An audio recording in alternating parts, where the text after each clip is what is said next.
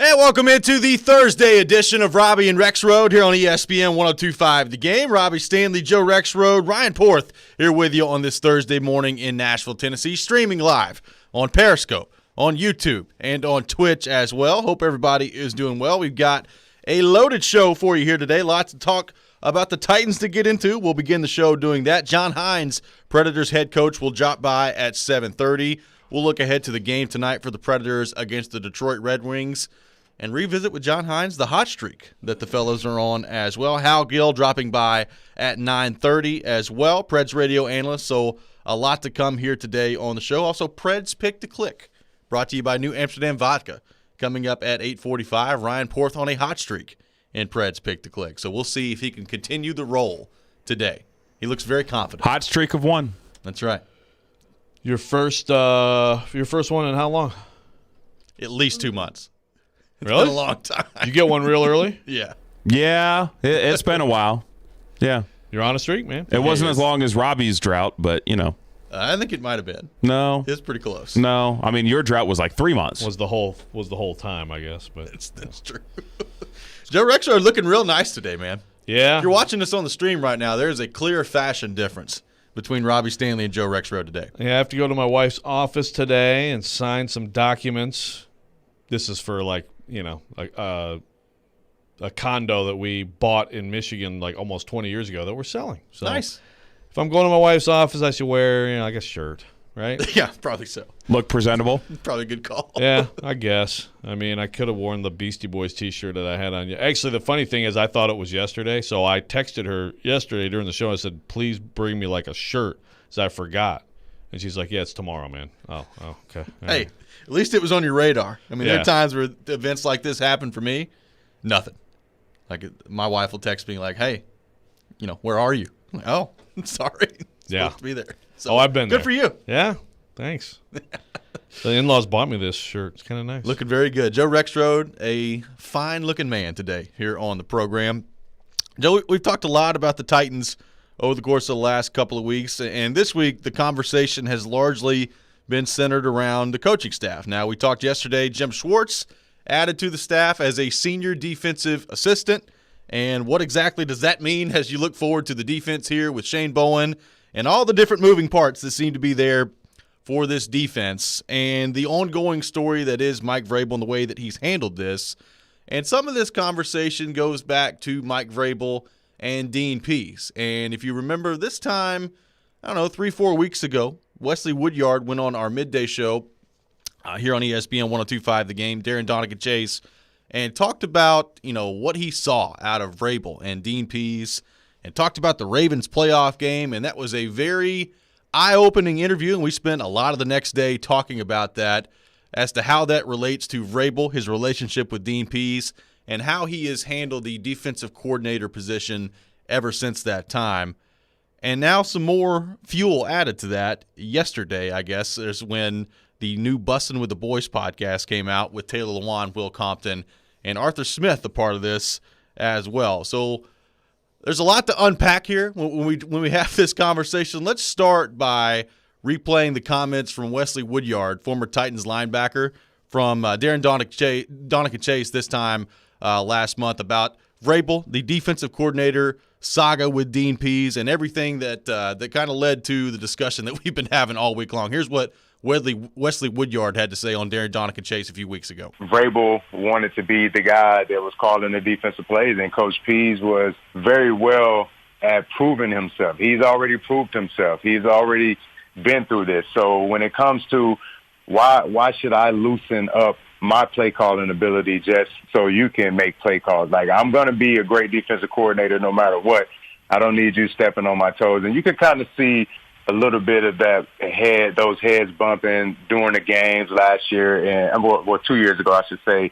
And you could kind of see that uncomfortableness, with Coach Pease. And it was a shock to everybody because Coach Pease, he coached Vrabel. So you automatically think that, all right, you brought me out of retirement. I'm going to retire with you on top. We're going to go win some Super Bowls. We're going to be the most dominant defense we can, and I'm going to sell off into the sunset and enjoy my retirement. But unfortunately, that wasn't the case.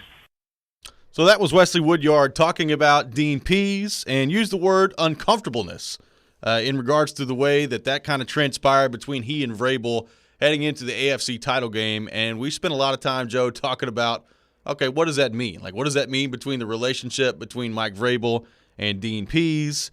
Did Dean Pease really want to, quote-unquote, retire, or was he just ready to get out from underneath, Mike Vrabel? Did Mike Vrabel want to move on from Dean Pease? I mean, it led to a ton of discussion the next day. And then another element added to that story on the Bussin' with the Boys podcast, Arthur Smith joining the show with Taylor Lewine and Will Compton, and was asked directly about Dean Pease and how he got him to come down to Atlanta. Here's what former Titans offensive coordinator Arthur Smith had to say. Oh, Dean Pease was retired. You kind of sniped him from us, too. I read an article that says you brought Dean Pease out of retirement. This is for the second time because he was retired. He was retired, unretired from the Titans. He's like the Brent Favre of NFL NFL coaches. He's retiring and coming back. Yeah. How'd you get Dean back? One phone call? No, he reached out to me. And then, he reached out to you. Yeah. I like that. Okay, keep going. He said retirement's not for me. And so when I started going through the interviews, before I went on the interviews, I called him up and said, hey, this is what you really want to do? He said, yeah, absolutely. So it was nice because that is if you're going to be a first-time head coach and going to call plays, you need somebody experienced on that side. Oh, absolutely, yeah. So that was a huge hire for us. Dude, how great is he, man? Oh, he's the best. Yeah, no, I feel really fortunate. Because it alleviates a lot of headaches you're going to have early on. There's so much trust that he's got things covered on that side of the ball. Man, we meet every day or where we go over stuff, but Dean's the best. You don't feel like you have to micromanage anything that's going on over there. So, Joe, when you hear that Arthur Smith says that Dean Pease reached out directly to him and talked about the job and said retirement's not for him, does that make you feel any differently about the Vrabel and Pease situation that Wesley Woodyard talked about? Do you think it's becoming clearer that maybe the relationship at the end between Vrabel and Pease wasn't all that good, or are people making way too much of this, in your opinion? How would you go about answering that? Yeah, that doesn't really. Maybe I'm not thinking of something here, but that doesn't really get my antenna up. I mean, so basically the fact that Pease reached out, that's the thing that people are right, and not, I guess, wanting to come back to the Titans, reaching out directly to Smith, wanting to go to the Falcons. Yeah, I mean, we've talked about some of this stuff. I mean, I've been told that he got offered a non-coordinator job here. Right. So, if he's going to come out of retirement, then I don't see him doing that for anything. And maybe the role that he was offered here, maybe is it the role that Jim Schwartz has now? Could be. I mean, but I don't. Like, I wouldn't expect Dean Pease to come out of retirement for that role. And I don't blame Vrabel for not immediately saying, hey, actually, please come back and be our DC now. I mean, it's not that Dean Pease isn't the best DC you could possibly have of the pool of candidates, but I get why you wouldn't want to do that. So I don't know that this necessarily relates to all the stuff about, like, what Woodyard was talking about. I think it can all still be, okay, Vrabel, Pease retired. He went home. I mean, he made it clear. He talked to Gentry Esses from the Tennessee, and he made it clear he was antsy. He wanted to get back into it. And this happens a lot. I've been told that, like he and Vrabel still had a good relationship last year and talked during the year. Not really football, but like still have a relationship. Vrabel apparently offered him some kind of role, maybe this Schwartz role. So the fact that he reached out to Arthur Smith, I mean, I guess I look at it like, hey, I'd like to be a D coordinator. If I'm coming back to football, I'm going to be a defensive coordinator. Why would Dean Pease, like, I guess you could say, hey, why not come back for something? But like, if you had the choice of being a D coordinator somewhere, even if you're the one who reached out, or coming back here and kind of still looking over Shane Bowen's shoulder, but not being the D coordinator. But, like, I think this is even the short situation. Like, it would be way more. One, if it went well, then it would be like, oh, well, Dean came here and held your hand. But also, you're not the D coordinator, and why would you want to even be in that position? I don't know. I don't necessarily think this adds up to that. Oh, I agree with that. But if I'm a Titans fan, I hear that and say, okay, if you're Vrabel and you know that your relationship with Pease is still good and you know that he wants to be a defensive coordinator, well, why did you just not make him the defensive coordinator? I mean, obviously it didn't go well with the defense last year, and at that point you had not officially given the title yet to Shane Bowen. It would have been easy to just be like, all right, Dean Pease is coming out of retirement. Here he is. Here's the defensive coordinator spot. I would hear that if I'm a Titans fan from what Arthur Smith was talking about there on the Bussin' with the Boys podcast. And if I'm a Titans fan, I'm looking at Vrabel saying, all right, well, why didn't you just make him the defensive coordinator? Yeah, well, my speculation on that, because I don't know, but my speculation is, well, the guy just retired. So now you're going to come back and, hey, be the DC, and then you're going to retire next again? year? Yep. I mean, if I'm Mike Vrabel, I want to be here many years, and I'd like to set something up where I can have continuity. I keep losing coordinators on the offensive side because they do well, and now Dean Pease is retired for a second time. So when's the third retirement? Yeah. But I don't blame him for not being like, you know what, let's go ahead and move forward. But do you think Pease is really going to Atlanta for just 1 year? Like if he I don't know. What Robby just said is how I interpreted what Arthur Smith said right there, and that he was seeking out a job. Mm-hmm. Like he sees an opportunity, he sees someone that he knows well in Arthur Smith get a job. He seeks out the DC job, and it's like, well, why isn't he staying here to be the Titans defensive coordinator? Yeah, but again, then don't retire last year. And then but then it brings up questions in my mind of why did he retire? Okay. Well, why did Dean Pease retire? Did he retire because he was burnt out and thought that he was done and then now wants to get back in again for a second time? Or did he retire because he felt like Mike Vrabel was being a control freak with the defense and said, I'm out. I am just exiting this situation? Yeah, I mean, I think it's a great question. And I also wonder if it's just as simple as he retired, he thought he was done, COVID-19 happened, and he just got bored out of his mind sitting at home. Like, there's a lot that kind of factors into this discussion, I think. Of doing this for a long time, if there's a coach who I would take at face value over Dean Pease, I don't know. There'd be very few. And, I mean, that when that guy retired, that to me was not a guy who was like, God, I hate Vrabel. But I'll tell you guys, the press release, I want to retire. I mean, it was pretty heartfelt. I think it was a genuine retirement. Now, I'm not saying that nothing happened and that there wasn't some friction. But, I mean, if the friction was that bad, does Dean Pease come here and sit in the third row last year for a game and stuff? And probably not. I mean, I'm sure there's some truth to what Woodyard said, at least like in terms of in-game fighting or whatever. But I can't get there with this whole thing. I think that it's what you just said, Robby. He retired. Look, I don't know on the P side. I don't know for sure. But on the Vrabel side, I think it's very easy to explain why you wouldn't say, please come back and be DC. One, he just retired. For whatever reason, like, I can't keep doing this. Two, you just have brought Shane Bowen in, did what you did, I think, to try to keep some pressure off him, gave him that opportunity. And so now you're going to say, hey, Shane, thanks, but right. let's come on, bring this guy back in. And I think there's some ego to this too. It's also Vrabel's defense, and so it would be Vrabel also admitting that he can't handle it, probably to some extent. I'm sure there's some of it. Not just Vrabel's defense, but his entire operation. It's Vrabel's operation. Yeah. Man, I will agree with you to an extent, Joe, that this could be something of a mentality of you're either in or you're out. Like, you can't just retire, unretire, and then unretire.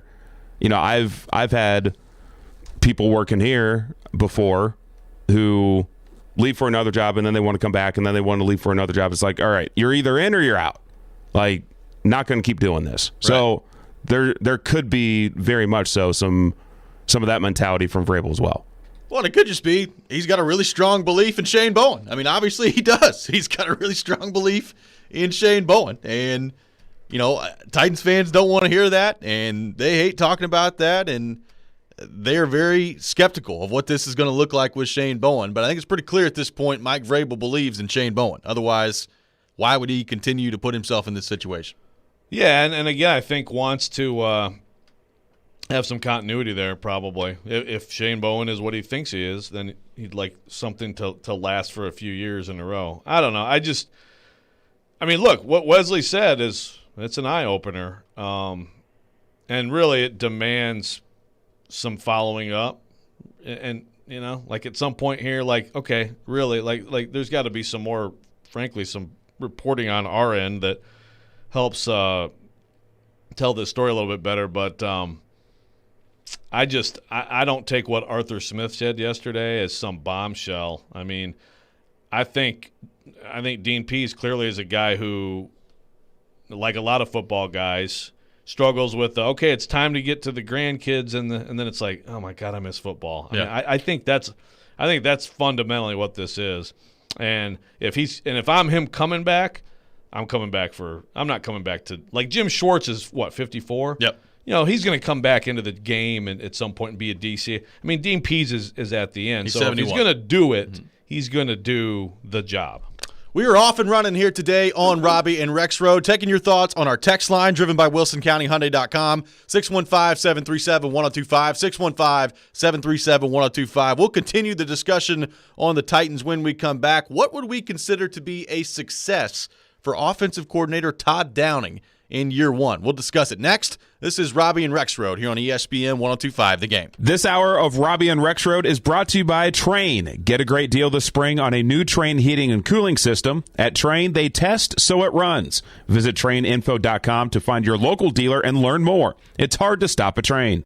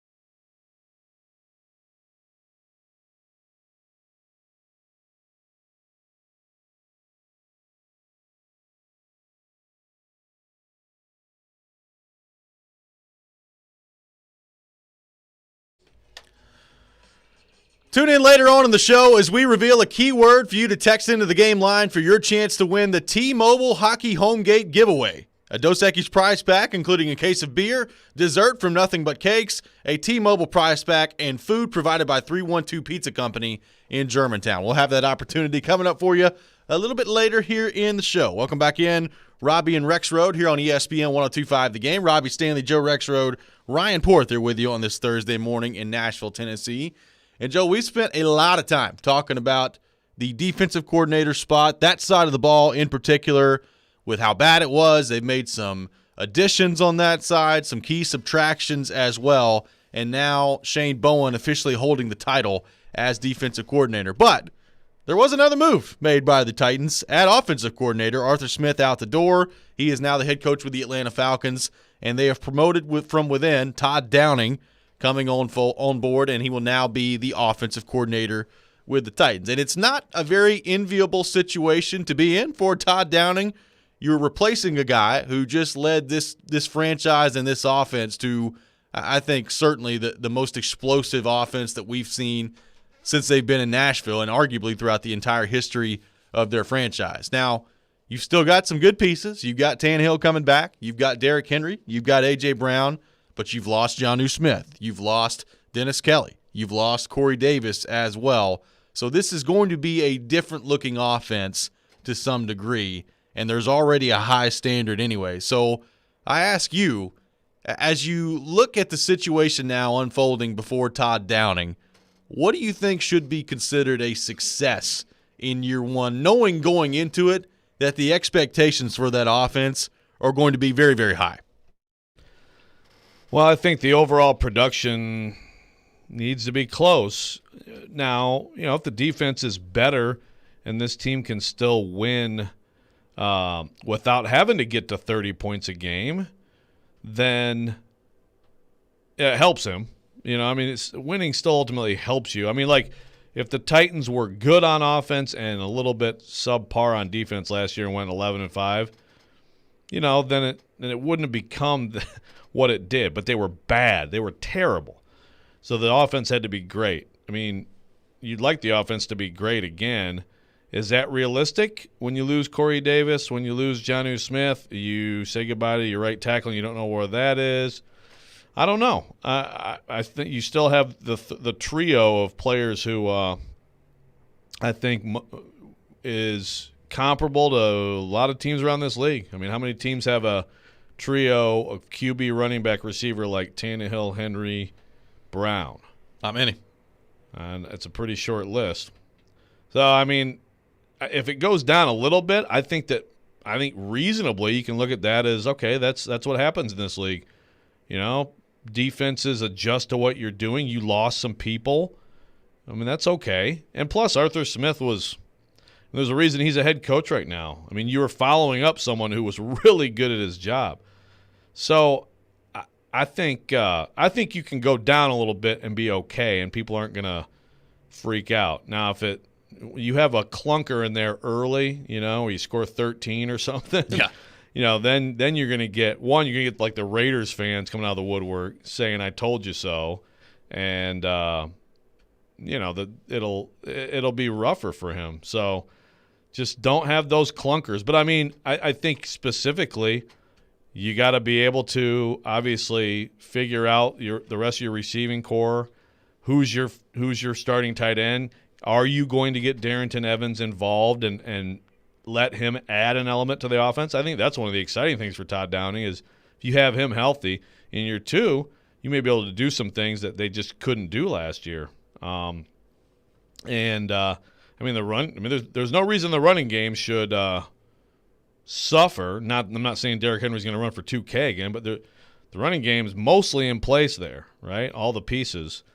Arthur Smith, I thought, was amazing at making everything look the same, which, again, that's their system. They should be able to replicate that. And then just having a good feel for keeping defenses off balance. Not in every game. There were times when maybe he ran too much on first down or was maybe a little bit predictable, but for the most part, he kept defenses off balance, which I think is one of the big things about being an OC. What was it last year? There was a time where if it was 2nd and 10, you could pretty much guarantee they were running again with Derrick Henry. That's right. Yeah, that's it. Yeah.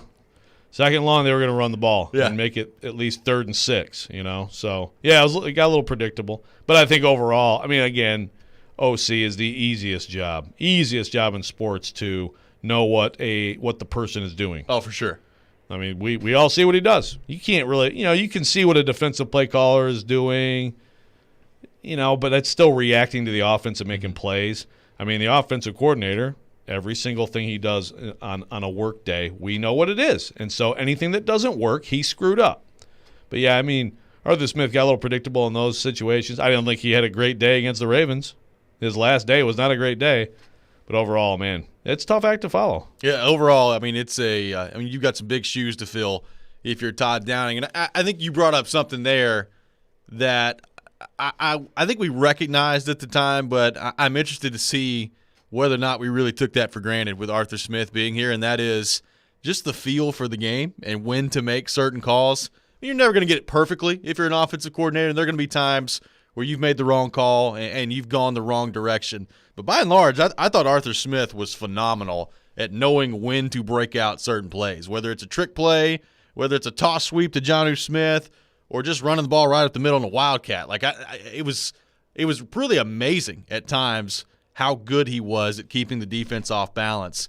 That's the job of every offensive coordinator. Some do it much better than others, and that's in that respect, that's a really tough act to follow if I'm Todd Downing. I don't know if you're a Titans fan if you can realistically expect it to be any better than Arthur Smith was last year. Right. Now, Arthur Smith's predecessor did not have the same level of success, but it started to get there once Derrick Henry became the last month of that 18th season. All of a sudden, the Derrick Henry we know became that. Yeah. And all of a sudden, their offense immediately got better because, those play action, those play action plays off the outside zone where it's just such a weapon. And it freezes the defense, and now, like Tannehill, he has at times some big windows to throw in because of that stuff. So some of it is he just took advantage of having a great player and just used that to his full advantage. But, yeah, he had a great feel, and I think a lot of that is also it's game planning during a week, knowing what the defense is going to do, all the stuff that everybody has to do in this job, and some just have a feel for it and some don't. And when Arthur Smith got the job, it was okay, he's a very respected guy in the building. The tight ends love him. He's a good coach. But does he have this feel? Well, he did. Now, Todd Downing, Raiders fans will say he does not have this feel. We'll see. It will be, again, as much talk about Shane Bowen as there is. I think the Todd Downing situation is really, really interesting, and it's a great opportunity for him to get back to have this 4 years later. But it's not like you're taking over a downtrodden offense and you can be the hero. You just have to not screw it up, and that's tough. Coming up next, we'll continue the conversation on the Titans and get your thoughts on Todd Downing as well. Let us know on our text line, driven by WilsonCountyHyundai.com, 615-737-1025, 615-737-1025. What would you consider to be a success for Todd Downing as offensive coordinator in year one? You can let us know on our text line. When we come back, I'll tell you why I think there's one huge obstacle that he's going to have that could limit that success. We'll do that next. This is Robby and Rexrode here on ESPN 102.5 The Game.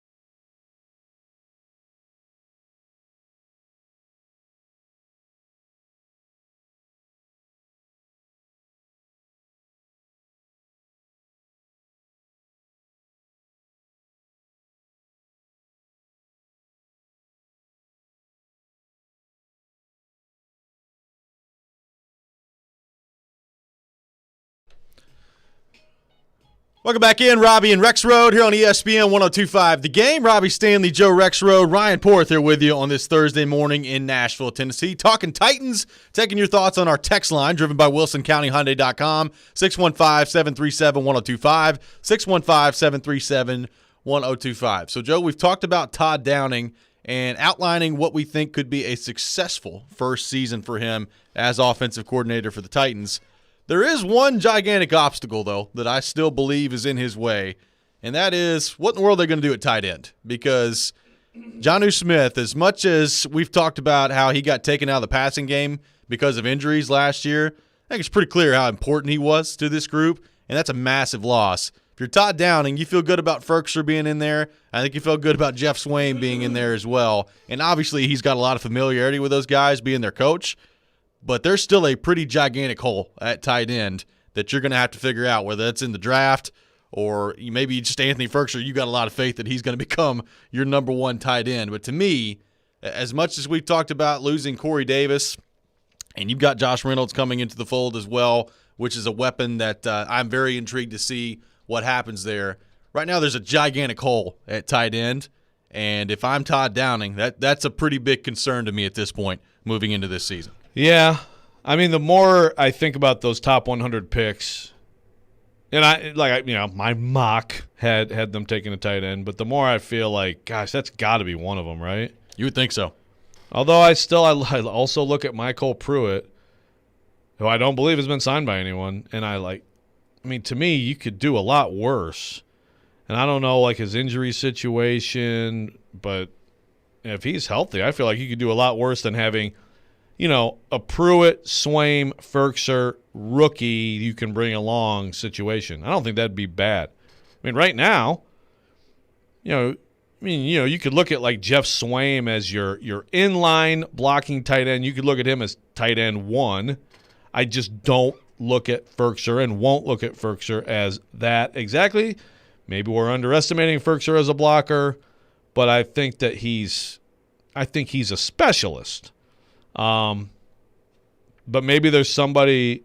I mean, it's a good tight end draft. It's obviously if you keep Pitts as part of that, he's maybe generational. Yeah. But even if you take him out, there are a lot of good players. I've talked about Pat Freiermuth. I mean, Hunter Long. It's an interesting situation with him. Boston College. Obviously, you're talking about Vrabel's son's teammate. We know the Titans have gone to Boston College before for players. He's a guy who some people are really, really high on him. Our guy Dane Brugler came out with the Beast yesterday. For anybody who it's the most exhaustive. I'm exhausted reading it. It's the most in-depth player profile thing that GIF ever done, dude. Where they've got all these formulas and symbols floating around, and you're just staring off. That's what I think of.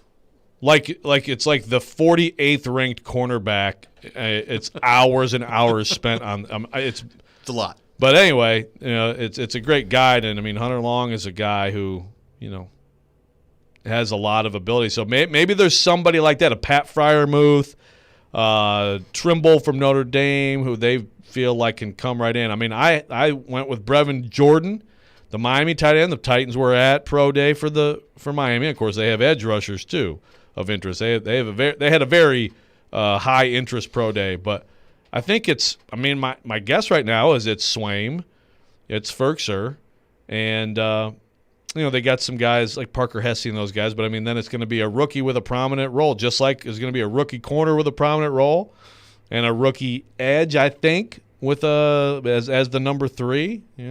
Big draft. By the way, Dane Brugler will be joining the show next week. Very nice. Awesome. Gosh, I hope he naps between now and then. That thing came out the other day, and it's incredible every year. Dane, take a break. Go to sleep. Yeah, rest up for the show, buddy. Let's go to our text line, driven by WilsonCountyHyundai.com. JP from Spring Hill texts in. I think one of the most important things is keeping our red zone offense as good and as consistent as it's been the last couple of years. That is a great point by JP. They have been phenomenal in the red zone. That's got to continue. Ryan Tannehill, I think, deserves a lot of credit for that, but Arthur Smith as well. I mean, you got weapons like Derrick Henry and Tannehill and A.J. Brown. And look, Jonnu Smith, a big part of that too. You can do a lot of damage in the red zone. That's got to be a big part of their success. Like you think about really good red zone offenses, The Titans were right near the top of the league. The Packers are at the top of the league. The Chiefs as well. Like, some of these teams are at the top of the standings. Red zone offense is a pretty important stat to that. I mean, I think you start with Tannehill there. I still think that's the most important factor. A quarterback who makes quick decisions and, gets the ball in there now. I mean, he did that great, but Jonnu Smith, yes, a weapon. Corey Davis, I think they could have used him more as a weapon in the red zone, but still, those two guys together, those are both good red zone weapons. And I don't know, is Josh Reynolds a guy? I mean, I think if there's a difference between Davis and Reynolds, from what I've seen of Josh Reynolds, I mean, he's not quite the physical presence of a Davis, maybe not quite as good at going to get a ball, on a fade in the end zone or something like that. So they're going to figure that out for sure. But it also helps to have Derrick Henry. And this He's is not bad. Yeah, it helps in the red zone to have that threat. But yeah, that's a great point, and that's where Downing will also be tested for sure. Let's go back to the text line, driven by WilsonCountyHyundai.com. Logan texted in, Todd Downing to get them to the playoffs and win at least one game would be successful in my book. So evaluating Todd Downing, if you can get to the playoffs, you can win a game, and that means your offense more than likely is humming along pretty well. That would be a success in Logan's book. What if they get to the playoffs, win a game, and they're winning every week, 17-14? Just a complete shift from last year. Maybe so. I mean, people wouldn't be happy with Downing, would they? They would not. It'd be the same conversation that we were having last year, just flipped it around from Shane Bowen to Todd Downing. We'd be talking about how great Shane Bowen was. About to say, I mean, Shane Bowen would be the next coming of Dean Pease at that point. Yeah, exactly. Everybody would be all excited that Dean Pease didn't get offered to come back as DC again. Well, and I do feel bad, not to get off on a tangent here, but like that Atlanta defense has no players whatsoever. So Dean Pease probably not going to look all that great this year. As good as he is, that or he's going to look amazing. Exactly. Yes. There's no in between, I don't think. Yeah, well, maybe they need to. They got a chance here to trade out of where they are and load up. But yeah, he's not taking over. He definitely took over a much better situation here than he's taken over there. Absolutely. I mean, I'm glad JP brought up that point about the red zone offense, because that goes back to the feel we were talking about. It sounds easy, like once you get closer to the end zone, that your offense should be able to keep humming along, but you're dealing with a whole lot less real estate out there. I mean, your routes are much more difficult to run because you just don't have as much room. So I think that's where the feel for the game is probably more important. If you're an offensive coordinator is in the red zone, Arthur Smith was awesome at that. Can Todd Downing continue that? And how much freedom do you give Ryan Tannehill, too? I think Tannehill, you're comfortable with him enough at this point. I mean, if he wants to check into something, he checks into something. I mean, I think Tannehill is a big part of this, too, in terms of making decisions at the line of scrimmage and giving you the best possible matchup in the red zone as well. Yeah, absolutely. I mean, it's actually, I mean, even going back, my Mariota, I remember one year he was like flat out the best QB. He was incredible, actually, that one year in the red zone. But, yeah, I mean, anybody can move it between the 20s, in theory. It's a lot easier to move it between the 20s. Like, do you get touchdowns in that area? Titans have been extremely good at that. So if it falls off, there's an easy person to blame. When we come back, Fair or not. We'll continue the discussion on the Titans. Got more of your text to get to on our text line, driven by WilsonCountyHyundai.com, 615-737-1025, 615-737-1025. We'll do that coming up next. This is Robby and Rexrode here on ESPN 102.5 The Game.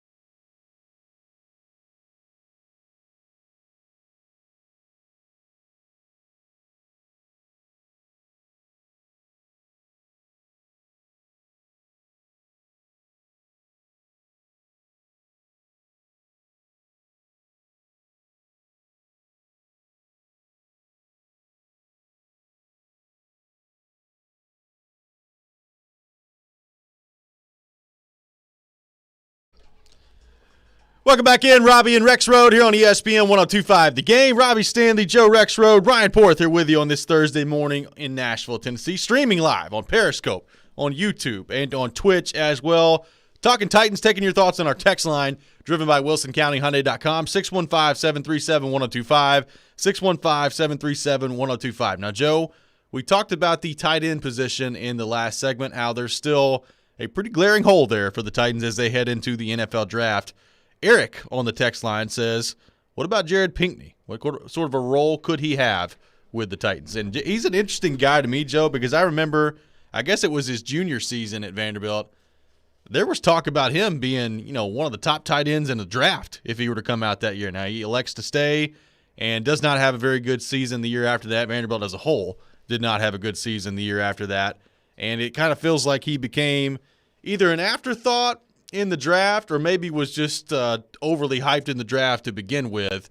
But Pinkney still, I guess, an intriguing guy in terms of the athleticism that he brings to the table. What do you think about that with the Titans? Yeah. I mean, some people look at that situation and say, oh, Vanderbilt screwed him over. Well, no, what that means is that sometimes, these things are a little early and people haven't really been able to evaluate a player fully. And then when they do, I mean, it's not like Pinkney was actually going to be the one or two if he went through the whole process. That was a media thing. But I agree, he's pretty talented, and it's my bad for not thinking about him earlier. He should be considered in the mix of guys with a chance. He was with Atlanta, didn't work out. I think he's got good size. I think a big key for him is, can he be a difference maker as an inline blocker? That's his ticket to staying in this league. And if he is improving there and is good for the Titans with this offense, then I think he's got a chance to be on the team. I don't know that he's going to be a big answer to the whole thing. But, again, players are allowed to improve in this league. Yeah, absolutely. And he is an intriguing guy, like, in terms of his athleticism. A guy that can catch the ball, can do some damage after the catch as well. To your point, I think you feel okay about that right now with Ferkser, and depending on where they go in the draft, like they're going to draft a tight end at some point. I don't know exactly when it's going to be.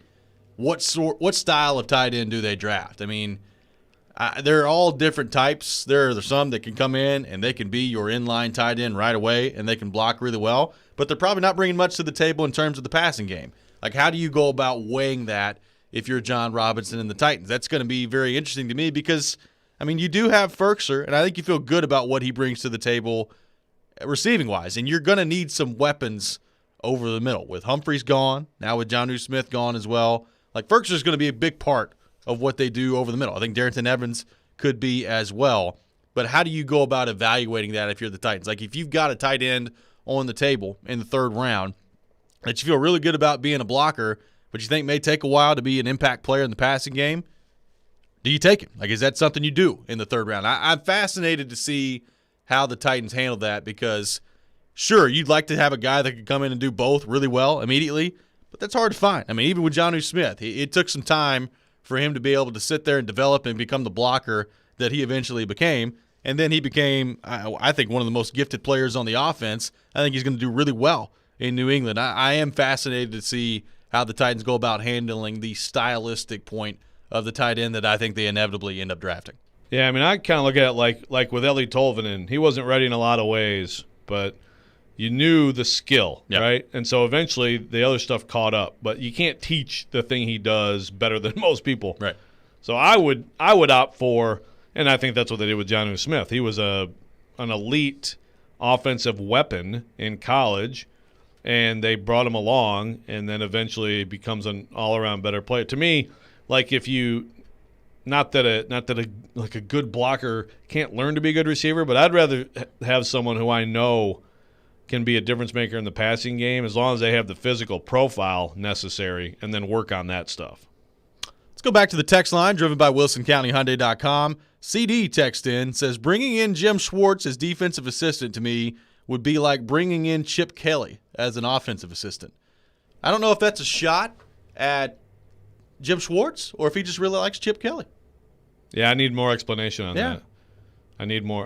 My guess is not a big fan of Chip Kelly. Yeah. So maybe not a big fan of Jim Schwartz. Is that like a system reference too? Because, Chip Kelly is known for his system, which used to be cutting edge and isn't anymore. Is that, I don't know, is that what the Schwartz thing is interesting from a system perspective, and I have no idea if this is any reference at all to that text, but it is a different system. Yeah. So what does that matter? Everybody says they want to be multiple. So there's probably a lot of things that he would do that you would do that are similar. But, I think it's pretty clear that Vrabel believes in the defense that he runs. Yeah.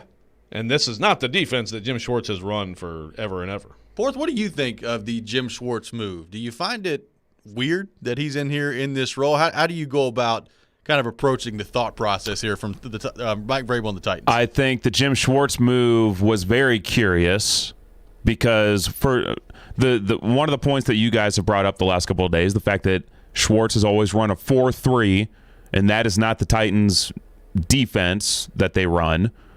Like, they run a 3-4. So that's curious. He's not a Vrabel guy, which almost every other either player edition or coach edition feels like that person has been a Vrabel guy. Or at least connected in some way. Yeah. So it's just very curious to me.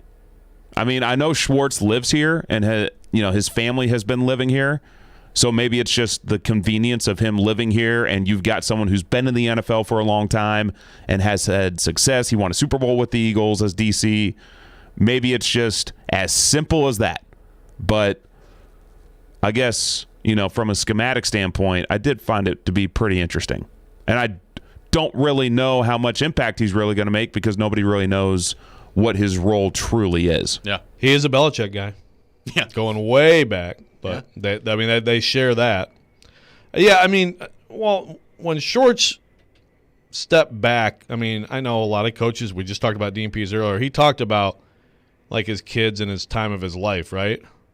Right. So, I think you're onto something on Nashville and everything. From his perspective, he can still be an asset and still be involved and have his, be in the game, but then not have to do the DC head coach grind that he's been on, or whatever. A position coach grind. He was a personnel scout with the Browns in the 90s. Again, that's this Belichick link. And so we're talking 25 straight years of being on that coaching staff grind. And so can he be an asset to the Titans and not be on that? And doesn't matter that it's not his system. He still has thoughts about individual players. That would make sense from his perspective. How much does it help the Titans? I don't know. Let's go back to the text line, driven by WilsonCountyHyundai.com. Got a texter that says, go watch the film on Tommy Tremble from Notre Dame. Yeah. He is the perfect tight end fit for the Titans. Well, no, I like him. We've talked about him before. Yep. He's a bruiser. He is and he has some ability, to cut. It's not like he's just a glorified offensive tackle. Right. So, no, I agree. I think he would fit for sure. I mentioned Hunter Long. Pat Freiermuth, I don't know. That might be a little bit too rich for the Titans' blood based on other needs. But if they love one of these guys, again, you could always go best available and go higher for a tight end than we all think they're going to go, and you can still get a corner and a receiver and an edge, I think. You think so? Well, you can get them. I think you can get good ones still. But, really, hey, maybe they love like Pat Freiermuth so much they take him at 22. That seems like a reach, but I'm just saying, if it's big board and best available, it could be all over the map. If they take Pat Freiermuth at 22, I'm going to lose my mind. Really? You better trade back. Yeah. If you're going to have Freiermuth as your first pick. Well, and you probably could. I love the idea of trading back. I love the idea of Ryan Porth losing his mind. I'm now rooting for Pat Freiermuth to be taken in the first round. I will lose my mind if he's 22. Wow. Maybe he was about to go at 23, and they had intel. Well, then whoever's at 23, congrats to them. But see, this is also, though, we get into mock draft world. We all do it. Oh, yeah. And then it's like, and every I'm deep into it, man. Right, but every draft there are picks that are like, huh? And it's like, So you're shocked because we all sat here reading mock drafts for weeks, and this is not what the mock draft said? Yeah. Who knows? They aren't gospel. Whenever I watched Penn State, I did not think, oh, Pat Freiermuth, that is a first-round tight end. Oh, I liked him a lot. I don't know about first round, good player. Yeah. I mean, Brevin Jordan at Miami was a good player, but Brevin Jordan is, probably a day 2 pick. I mean, the draft can change in an instant. Who knows? Maybe another Laramie Tunsil situation happens. Somebody gets on TV smoking a bong, and all of a sudden they slide in the draft. It could happen. Could be. Maybe they rise in the draft. You talk about reality TV. I mean, come on. Yeah, that was good stuff. That was an interesting night. Yes, it was. That was my first night at Titans headquarters, and we were all sitting there watching Tunsil with the gas mask. Like, wow, what a draft. Let's go back to the text line driven by WilsonCountyHyundai.com. Andrew from Dover text in, the Titans give Shane Bowen 3 to 4 games to prove himself, and if he doesn't, they fire him and give the job to Jim Schwartz. What do you think about that? 3 games in, if he's not got that defense turned around. Jim Schwartz, you're coming in there, baby. Yeah, I understand. Your defense. I understand the sentiment. Like, I understand why people would look at this and say, hey, I don't know. Maybe so. I feel like based on Jim Schwartz, what he said, all the factors, it seems more like he actually is like wanting to be a consultant and then get back into it at some point. Maybe he's here to stage a coup. I don't know. You think so? Well, I don't think so. Okay. I don't think so. Right. But you know what? I'm not surprised that people would go there, and that's what you invite when you make a move like this. How many coordinators over the years have you seen though switch their own scheme from a 4-3 to a 3-4 or vice versa? Well, right, exactly. Like what Schwartz would have to do in that instance. That's exactly right. I mean, that's one of the I don't know if it makes it a non-starter, but you got to keep that in mind when you think about that. So Schwartz is just going to come in and it's his defense now or is it Vrabel's defense now? Yeah. They are different. They are different, and you can't just blow that up in the middle of the season and start, hey, I know, guys, we've been running a 3-4 the whole time, but we're going to switch right now in week 5. Now, I'm sure, a career coach who's been a head coach who's a smart guy like Jim Schwartz, I'm sure he could, figure out, running Vrabel's defense. Probably. Like it's a 3-4 or a 4-3. Like sometimes we forget, like it's 11 dudes on a field, Yes. Like there's only so much you can do. This is not calculus, but it still is interesting. It would be a change for him. When we come back, we will get into the Nashville Predators back in action tonight, and they've got a red-hot goaltender in UC Saros.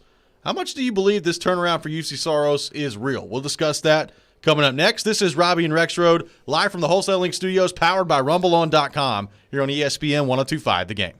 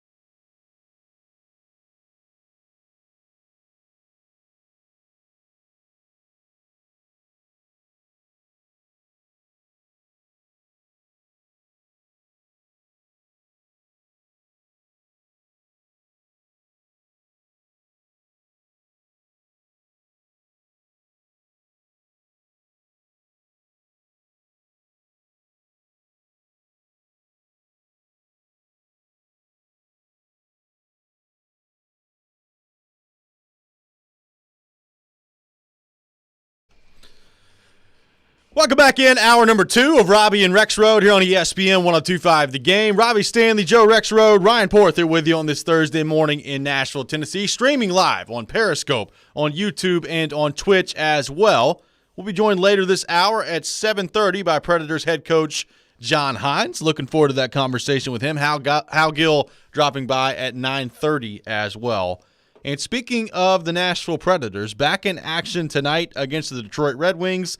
They've won 10 out of their last 12 games, playing really well right now, and are firmly entrenched in the 4th spot in the Central Division as well. And, Joe, the biggest part of that, at least in my opinion, has been the goaltending, and specifically the way that UC Saros has played as of late. He has been outstanding.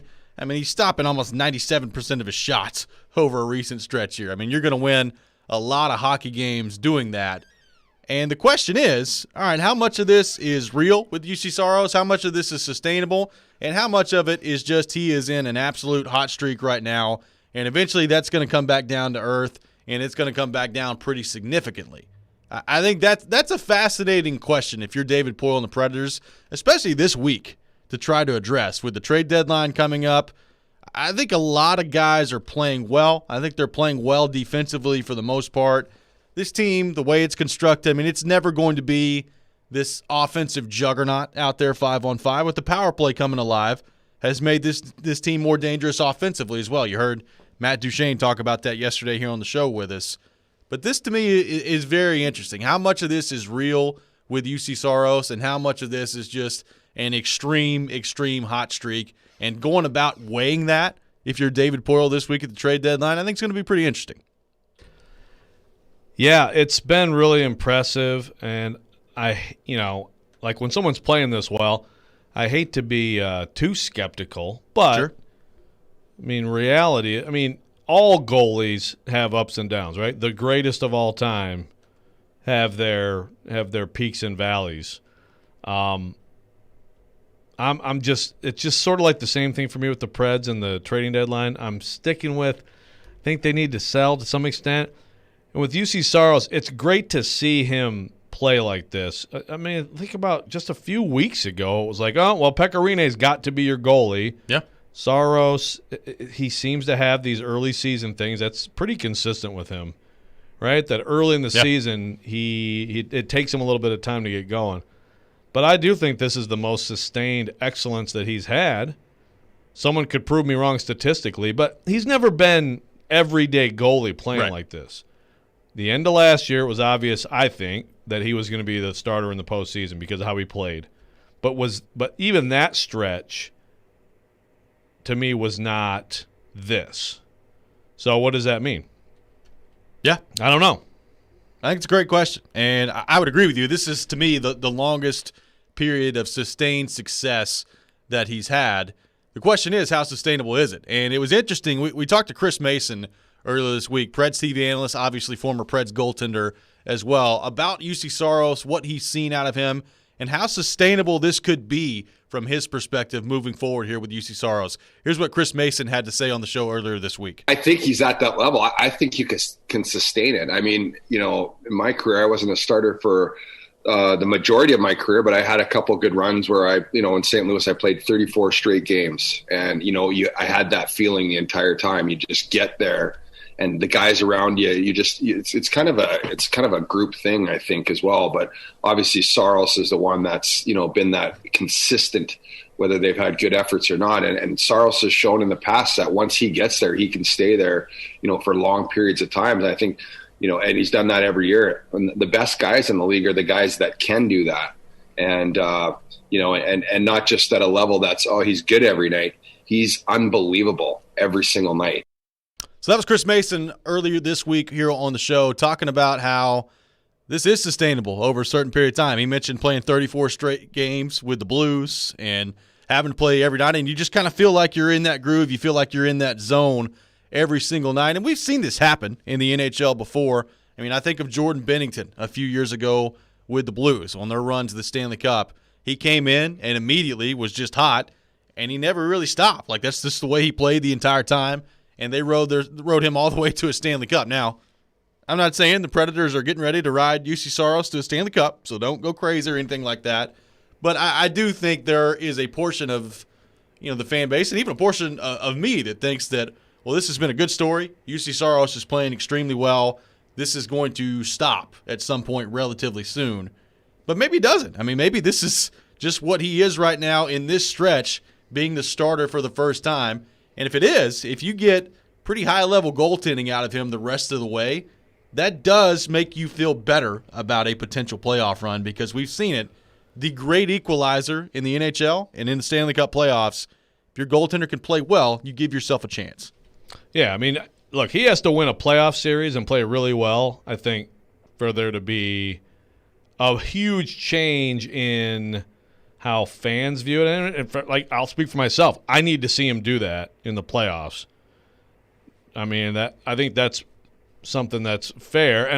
But also, I do wonder if now that, last year was a transitional year, and even though we just said, a few weeks ago, it was Pekka Rinne should start. I mean, it's clearly his job. So does that help him? Is that part of this? There's no more, looking over the shoulder. If I have one bad game, I'm back as the 2, 1A, 1B. It's 1 and 2. He's the 1. Pekka Rinne is the 2. Is that helping this? Is that some kind of a psychological bump for him?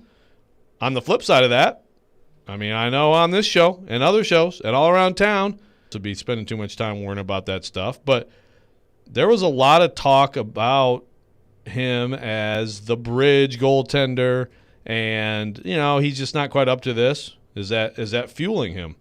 He's playing like a guy who's trying to prove people wrong. He's doing it. He is, and it's interesting. You look at his personality.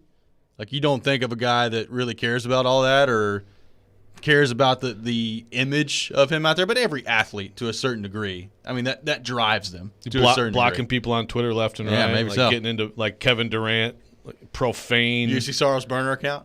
Yeah, he's out there just MFing people all over Twitter. Could be. Just totally different. In Finnish. Yeah. The Finnish fish. Still have to find those, by the way. Send them to Dolphin. Is UC Saros the Finnish fish, whereas Pekka Rinne is the Finnish reindeer? Wow. Maybe so. Maybe. I don't know. But fish are smaller than reindeer. Well, that's what I'm getting Depends at there. on the fish, but yeah. This is true. Joe, you mentioned how you have to see Saros win a playoff series. What if he plays lights out and it just isn't good enough against Tampa or Carolina? Yeah, that's fair. I mean, yeah, that's true. Play really well in a playoff series. Yeah. That's fair. Because Pekka Rinne was incredible in 2011 against Vancouver. Right. He was unbelievable. It just wasn't good enough. Yeah. That's a good point. Let's go back to the text line driven by WilsonCountyHyundai.com. Kelton texts in, do you think playing teams over and over has Saros locked in? He knows what to expect against this group. It's a good point. It is an interesting question. I mean, playing the same teams all year long this year. You don't have to worry about some random, totally different scouting report for the team you play twice, and maybe you only see them once. Now, that also works against you as well. I mean, the more teams see you, the more they've got tape on you. Now, I also don't think it's some big secret what teams are trying to do on UC Saros. He's a shorter goaltender. They're trying to go high. Right. I mean, they're trying to go over the shoulder. Now, to a certain degree, you're trying to do that on every goaltender because it's hard to stop. But I think especially with UC Saros, he's so quick that he doesn't leave the 5-hole exposed very much. He's very difficult to meet or to beat through the legs there and side to side, moving laterally. So I think the book on Saros is pretty clear. Teams try to go high on him all the time. But I think he knows that too. I mean, athletically, you've got to put yourself in a good position to kind of cut that off. And I think he's really good with his angles. I think he's really good with his positioning. And that's allowed him to be where he is right now. But I do think that works both ways when it comes to the familiarity. Yeah, I would think it would help the goalie, not just him, any goalie more. Because like you said, I mean, everybody, you have an idea of what they're trying to do to you. But to have total familiarity with every night who you're playing and you see him over and over, I would think that I want to, that's actually an interesting league-wide question. Is scoring down at all this year? Anybody know? Not that my guess would be it's scoring's up. Yeah. Yeah. Because in my mind, I'm like, I could see that sort of over time maybe helping the goalies in this league, but maybe not. It's also not as exhausting of a schedule. Think of the travel schedules now with the ability to stay in a city for multiple nights. You're not flying all over the country right now. I do feel like that leaves more gas in the tank night to night for these players. To a degree, I mean, you're still playing a lot. I mean, there's also not as many breaks in between days. Not as but many I hear what you're saying. Like practices, you're not playing a game on a Tuesday night, getting done at 10:30, and then flying to play Wednesday in Minnesota somewhere. Like that is, I think, a factor here. On the question with winning a playoff series, because actually I believe that when Pekka Rinne beat Anaheim, that was his first playoff win, right? In 2011, yeah. No, in 2011. Oh, that's right. 2011, That's yeah. right. He had won it. That's right. Vancouver was the second round. Never mind. Because I was going to say, was it at any point like you got to win a playoff series, Pekka? But I guess it was early enough then to win one that never became a thing. Well, it may be coincidental, but that playoff run in 2011 was probably when a lot of Preds fans were completely sold that Pekka Rinne was the franchise guy. Oh yeah, like he was good as a rookie, and then in 2010, but in 2011 when he was incredible in the playoffs, that's when everybody was sold. agreed. And then so the rest is history. It would be big for, and I think the ceiling, and I hate to, be biased against shorter people, but I still think the ceiling for Saros is not as high as it has been for Rinne. I would agree with that. But it would be a ton of fun for him to prove that wrong. But still, if he could get into the postseason and play great, that would go a long way for a lot of people. So with that in mind, let's introduce our poll question of the day at 1025 The Game on Twitter. UC Saros has been on quite the hot streak as of late, a .960 save percentage in his last 12 games.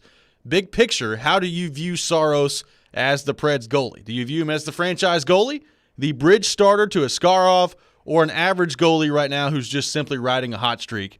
You can vote on that poll at 1025 The Game on Twitter. Right now, 57% say bridge starter to Askarov, 24% say average goalie who's hot, and 19% say he's the franchise goalie. We'll continue to discuss this when we come back, taking your thoughts on our text line, driven by WilsonCountyHyundai.com, 615-737-1025, 615-737-1025.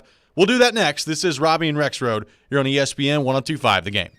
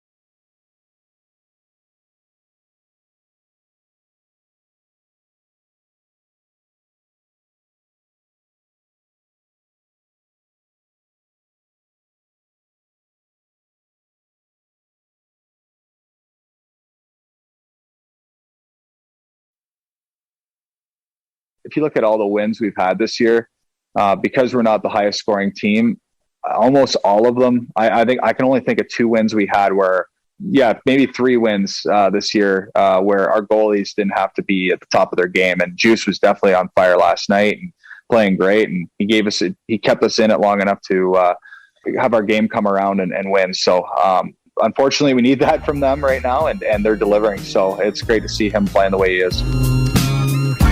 That was Predators forward Matt Duchene on with us here on Robby and Rexrode. Yesterday, Matt Duchene joins us every week at 8:45 on Wednesdays, brought to you by Gary Ashton Remax Advantage and by Two Rivers Ford. Talking about UC Saros and the hot streak that he's been on as of late.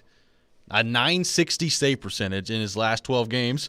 And it's got us asking the question, like, how much belief do you have in UC Saros that he's the guy that the franchise needs to build around moving forward, or at least the bridge starter moving forward? That's today's poll question of the day at 1025 The Game on Twitter. As I said before the break, 57% say he's at least the bridge starter to Askarov. 25% say he's an average goalie who's hot.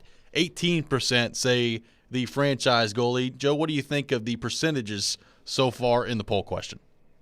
Okay, same again. I'm sorry. 57% the bridge starter, 25% average goalie who's hot, 18% franchise goalie. Yeah, okay. I'm not stunned by that. I guess that seems about right. More the biggest. I figured that the winner would be the middle ground, and it's winning by quite a bit.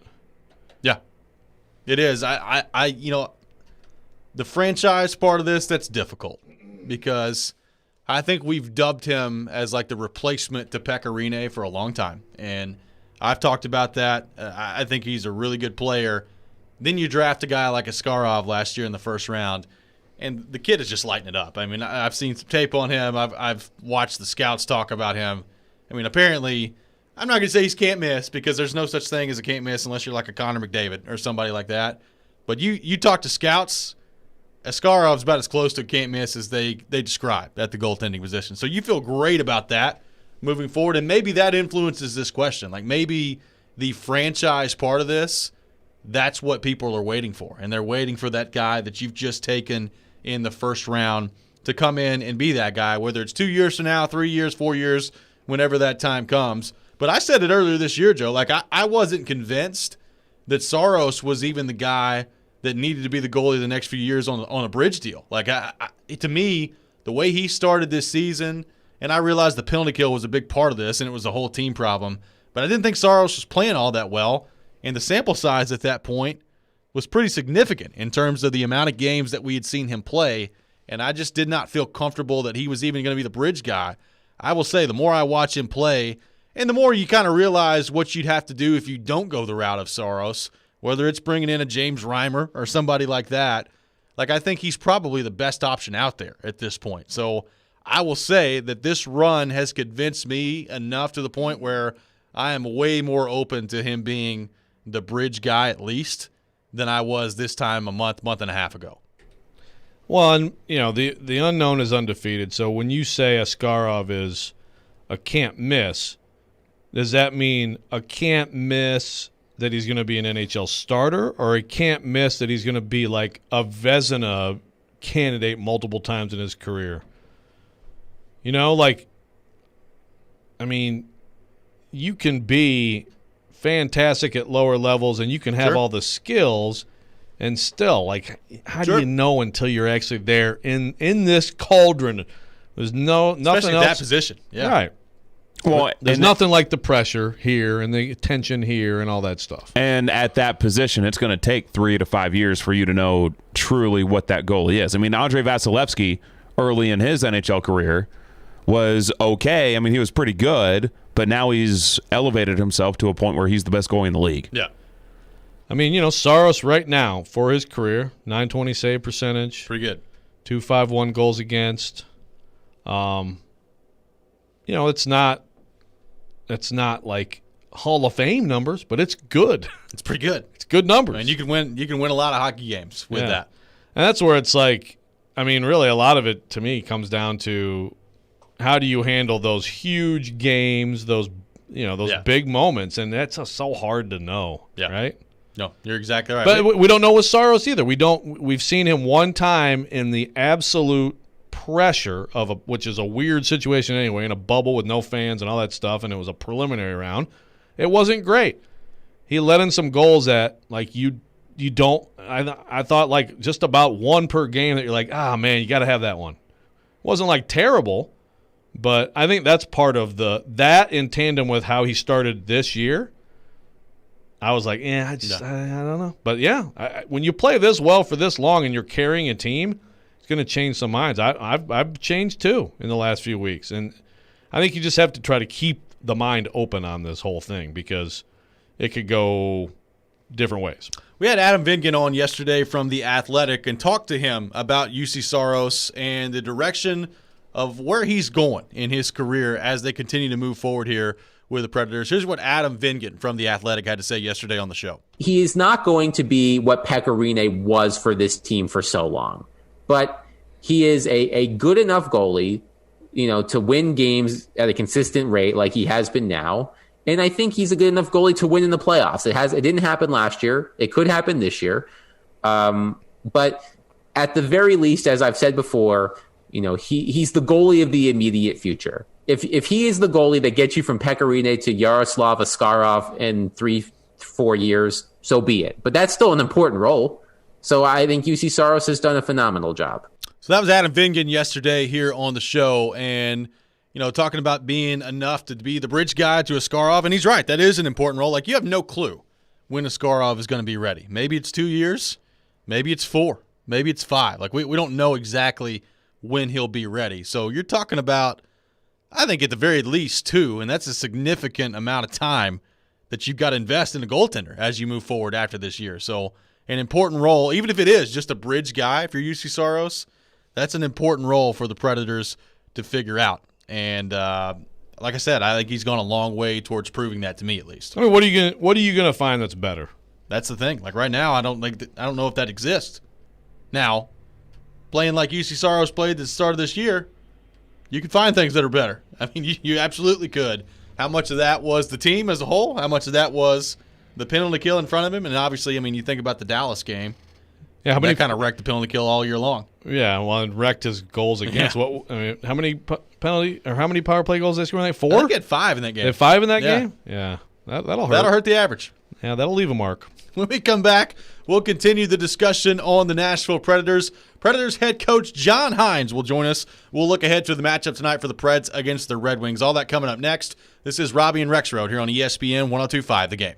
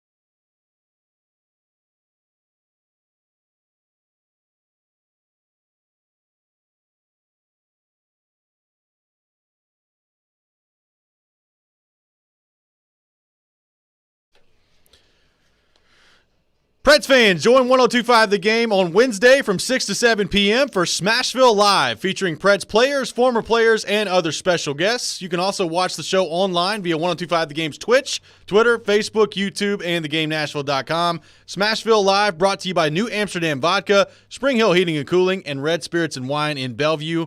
To view or listen to past shows, go to TheGameNashville.com/Smashville Live. Welcome back in. Robby and Rexrode here on ESPN 102.5 The Game. Robby Stanley, Joe Rexrode, Ryan Porth here with you on this Thursday morning in Nashville, Tennessee. Scheduled to be joined shortly by John Hines, Predators head coach. So looking forward to that conversation coming up here in just a few minutes. We've talked a lot about UC Saros. Joe, let's go to our text line, driven by WilsonCountyHyundai.com. Nate texts in.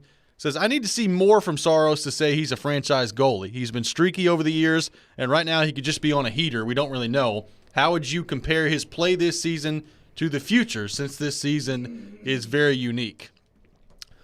I would start by saying, this is really the first extended run that we've seen of him being the guy, right? He did it at the end of last year, and he started to play well, and I think he shut out Dallas twice before the pause. And you felt really good about the way his game was trending. He came back, and he was okay in the Arizona series. I didn't think he was bad. I didn't think he was very good either. I thought he was an average goalie in that series. Made some good saves, but also I think there's a shot at least in every game that he'd probably want to have back at that point. So I think right now that's what you're trying to decipher if you're the Predators, is what Nate pointed out there in that text. He has been streaky over the years. And right now could just be a hot streak for UC Saros.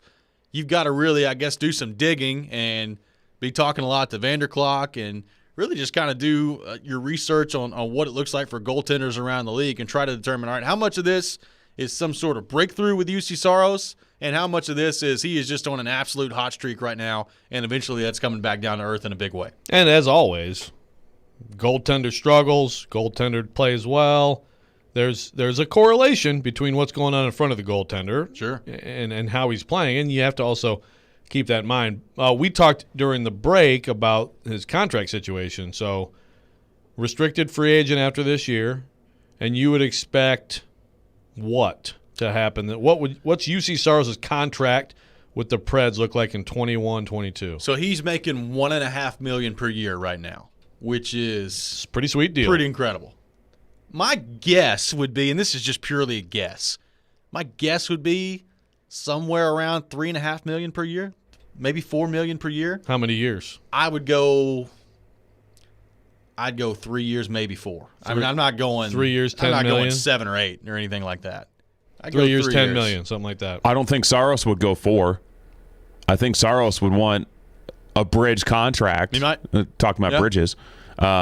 A bridge contract to be able to continue to prove himself and get a bigger contract, whether that's with the Preds or another team on the other side of it. And this could be a situation where a bridge deal is appealing for both sides, to your point. I think that absolutely could be on the table. But there's no way I'm going long-term deal with UC Saros in terms of hey, 7 years, sign him up, baby. That's not happening. Right. Well, I guess if you got it real cheap, maybe then 7 years, $1 million per year. Worst case is he's your not very expensive, good backup goaltender at some point. Let's go back to the text line, driven by WilsonCountyHyundai.com. Got a text that says, Robby, what's the realistic length of seasons for a starting NHL goalie? Not all of them are Pekka, obviously, and start for a decade. That is a good point. Not all goaltenders are starting with your franchise for a decade, that's for sure. I don't know.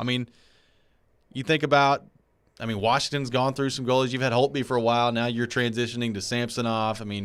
Pittsburgh, even with Marc-Andre Fleury, he was there for a while, but then you had Murray, and now you moved on from him. So this run that Pekka's had has been pretty incredible. So it's not like that's the common thing around the league. Right. Grant Fuhrer was, he was in the pipes for a few years. He was. You've got, the great ones that sometimes have super long careers with one team because teams aren't going to let them go. That's right. Just like a team that has a quarterback. Let's go to our 102.5 The Game phone line, driven by WilsonCountyHyundai.com, and welcome in Predators head coach John Hines. John, what's going on, man? How we doing? Hey, guys. Good morning. How are you? We are doing well. Appreciate you taking time to join us this morning. And, John, we've been talking a lot so far in the show about UC Saros. And, obviously, he's just on an absolute tear right now, a .960 save percentage in his last 12 games.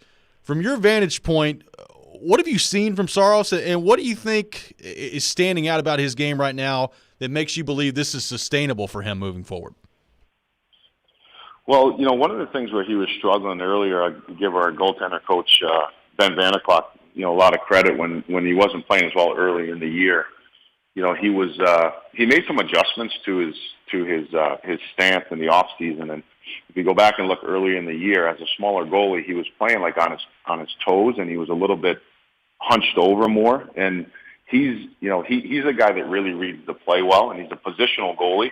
He's not the biggest guy, and he's not overly athletic, say like a guy like Pekka. So the styles are very different. So when he was injured, they went back and really readjusted, his stance. And when you look at him now, he's more upright, and his legs aren't so spread out. So what makes him good is now he can square up to shooters, and because he's upright a little bit more, he's allowed to take away, more of the net on the one-on-one shot. But the thing that really allows him to excel is his lateral movement, and now he's in a better position to push laterally for, tips or rebounds or east-west plays. So he's playing quicker because his stance and positioning are better, and that's when he plays his best. What makes him a very good goalie is his ability to read the play and anticipate, but then because he's so structurally sound, at his size, he's good on the one-on-one shot, but he also allows, when you look at a lot of the saves, he makes some pretty high saves that probably should be highlight-looking saves, but they don't look like they're highlights because of his positioning, and it all came back to his stance and where his foot position is. So so I understand it, John. So he changed it in the offseason, and he struggled with the transition to it early. Is that what you're saying? And now he has he's grown into that change? No, he went back. No, he readjusted back to, playing a little bit more upright. His feet aren't so spread out as what it is, and that's allowed him, I think, to get his footing a bit better. And now he's playing the way that, he's capable of playing. Well, it's interesting to also when you mention, obviously he's very different in stature from Pecorino, but you mentioned, athleticism. Because I think of him as really athletic in there, but I guess there's a difference between overall athleticism and, as you mentioned, the lateral quickness, because that's what seems to me at times to be tremendous, is just the lateral movement, to make some of those plays. And like you said, maybe make tougher plays look easier than they really are. Yeah, like even if you look at during this stint, there's been some plays where, there's been some backside plays. There's a couple against Chicago. There's one really good one against Detroit the other night, later in the third period, where he gets across. But he's not. It's not like these diving saves. He gets his pad is there, his stick's there, his blocker is there. Those are the ones where he is. Don't get me wrong. It's not that he's not athletic. But if you take a guy like Pekka, he's just a bigger goalie, very competitive, extremely fast, quick, and athletic. So, they do it differently, where Saros is much more positional and anticipates, where the play is going to be. And then because of his positioning and where he plays in that, he can get to pucks laterally very quick. Predators head coach John Hines on the line with us, driven by WilsonCountyHyundai.com. And, John, I thought Roman was just outstanding the other night against Detroit, and that's not – uncommon. He plays really well on a game-by-game basis for you guys, but he's got 16 points in his last 16 games. How much is your captain kind of leading the way for you guys on the ice right now? Big time. He's really playing, as you said, since he's come back from injury, he's been such an impact for us. He's producing the way that we need him to produce and expect him to produce. And I think some of it, too, is a little bit mental. The team was struggling a little bit early, and the guy cares so much, and he wants to be an impact every game. I think there were times where he's either a little out of control or trying to help us win games, and now the team has played much better. His game is more under control, and now you're starting to see him, his reads of when to jump and not to jump, and when to carry the puck and when to advance the puck. He's just right on task to where he can play the way that, he's such a smart guy. He's got great offensive instincts, and now I think, he's taking what's given in the game as opposed to forcing it, and now he's making an impact every night for us. Where's this run of injuries rank for you, John, in your coaching career, and how much impact is that having, or is it having like less impact than maybe you would think it would? And can you give us any updates, by the way, since we're talking injuries? Yeah, for sure. Well, I think, this is one of the highest in my career that I've had, and I'm on one team consecutively. And, the amount of time missed by the players is higher than normal. Lots of times you might get banged up over the course of a season, but you have a lot of guys that have been out 2, 3, 4, 5. Some guys haven't even come back to date. So it's been a lot that way. But I think it's in some respects, I think it's energized the team where you could go through a situation like this where sometimes guys don't step up, or you might have young players that are coming in and getting the opportunities you're getting, but they're not quite ready to be able to make an impact. But I think because of the development process, and we've either added good free agents in the offseason that maybe were targeted for Milwaukee, or are going to be depth players for us throughout the year for this type of situation. So I think that's been good scouting to have depth in the organization. And then we've had guys that have played in Milwaukee and they've been seasoned and they're ready to come in. Maybe they're not ready to play a full schedule of games, but they're ready to come in and help us play. And I also think that brings energy to your team. We do have an older team. We've had guys that have a lot of experience, a lot of guys that have been here for a long time. And when you have guys like a Tolvanen or a Carrier come up and play, and Davies has played some good minutes, and guys like Ben Harper, it brings energy to your veteran players, because there's youthful energy. They're hungry. They're excited. Guys like Trennan, guys like Olivier, that when all of a sudden these guys come in your lineup and they can play and they can impact the game, it does bring energy to your team and to your older players. But the other thing is it brings a little more urgency to those players also. And John, obviously, Arvidsson left the game the other day, and then Fabro the other game as well. Luke Cunnin at the end takes a shot off the year as well. It's been pretty incredible to watch. Do you anticipate any of those guys being available for you tonight against Detroit? Yeah, I think Arvidsson is a good possibility that he would be available. Cunnin, a good possibility he'll be available. Fabro will not be available. And we don't have any of the other injured guys coming back that will be available for tonight's game other than Arvidsson and Cunnin with possibilities. You mentioned it, John. I know you mentioned before the veterans kind of, at times, whether you're hurt or whatever the case may be, you're seeing this energy, you're seeing the urgency and the exact way you want guys to play from these young guys, and maybe getting a little bit of a boost from that. How much of that is how big of a piece of the pie is that from this success and this run that you guys are on right now? It's the biggest. We didn't have the urgency. We didn't play with the urgency, the competitiveness, the speed, the consistency that you need to win in this league in the beginning of the year.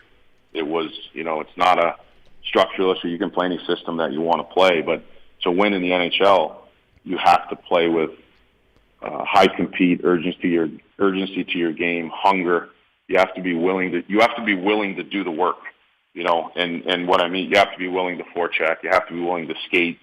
You have to be willing to play physical, and you have to do it night in and night out. And that's what the team has done through this process. And now what's been nice is when you've seen players come back into the lineup, and I think they see, and it's easy to say that the team has had success. So if players do get in, this is the standard. And we did not have that type of urgency, intensity, and work ethic in the beginning of the year, and therefore we didn't win as much as we wanted to win. And now we have it, and we're allowing ourselves to have success because there is more urgency and competitiveness in our team. Predators head coach John Hines has been our guest here on Robby and Rexrode. John, really appreciate you taking time to join us this morning, and good luck tonight against Detroit. Great, thank you. Always enjoy talking with you guys. Enjoy having you as well. John Hines, Predators head coach, our guest here on Robby and Rexrode, and potentially some good news on the injury front there as well. John Hines saying a good possibility that Victor Arvidsson and Luke Cunnin will be available tonight against Detroit. Dante Fabro will not be in there. So some more revolving doors of injury problems for the Nashville Predators as well. 2 out of 3 ain't bad. Not bad. We'll continue to discuss the Predators when we come back. Taking your reaction on our text line, driven by WilsonCountyHyundai.com, 615-737-1025, 615-737-1025, including something that John Hines talked about at the end there of that interview that I think is very, very interesting. We'll discuss that moving forward. Coming up next, this is Robby and Rexrode here on ESPN 102.5 The Game.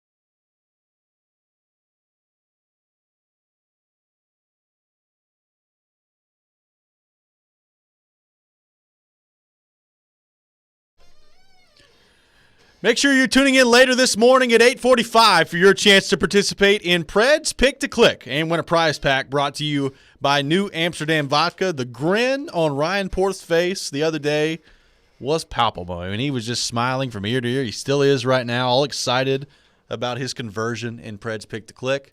We'll see if he can continue the hot streak coming up at 8:45. I will. We're going to make it back-to-back. Okay. We'll have to see. Coming for you, Joe. Maybe as the research already started. Bring it on. You doing the research already, or is that you're going to wait until 8:46? 8:47, okay. actually. All right. Just throwing it out there, seeing how that goes for you. I'm going to continue to be consistent until I have to feel any urgency at all. But then again, I think my pick, has been pretty solid. Not bad. He's done just fine. Feel good about it. But if you guys want to take him, you're welcome to. A little bit of psychology going on right now from Joe Rexrode as well. Whatever you think. Thanks to John Hines for joining us in the last segment. Joe, I thought he said something very interesting at the end of that interview, and that was when you asked him just about like the biggest piece of the pie in terms of the players coming back, the young players coming in, infusing this lineup with some energy and playing a certain way. And he said that's been the biggest reason why the turnaround has taken place, and mentioned, you can play whatever structure you want to play, whatever system you want to play, but if you don't have the urgency, if you don't have, that desire and willingness to pay the price, you're not going to win very much at the NHL level. I did find it interesting because you think back to this time a month ago, and everybody was talking about John Hines, and he should be on the hot seat, and his system is awful, and he doesn't know what he's doing out there. This team can't score goals, and his system is to blame. All of a sudden, this team looks pretty different, and it's been a dramatic turnaround. And it's not like he's gone in there and just totally reinvented the wheel. I don't think he's changed up his system very much at all. I mean, you make minor tweaks and adjustments throughout the season, as any coach would make. I mean, the system is largely the same. You've just got new players in there now, and you've got younger players in there now, and there's more energy. Certainly, I think there's been a bigger buy-in in terms of the way you're going to have to play defensively as well. But I found his answer of kind of highlighting – the structure part of this, the system part of this, and how you can have that as much as you want, but if you don't have the players playing the right way from an execution and an effort standpoint, it doesn't mean a whole lot. I found that to be pretty interesting. Yeah, it was a pretty strong quote there after the question finally got stammered out. But no, it was the biggest piece of the pie. And that my question, how many different systems are there in the NHL that would really be distinguished and distinct from each other? There's not a ton. So, and that's not to say that that coaching isn't important. Of course it is, but I think people focus on that aspect of it, and probably not as much on getting players to do what you want them to do. That's difficult. Also, I mean, I think systems, good coaches conform it to their talent. Sure, but it's clear that there are some guys on this team who are spilling it who weren't earlier. Now, I react to that a couple of different ways. Why does it take young players coming in and playing this way for some of your veterans to do that?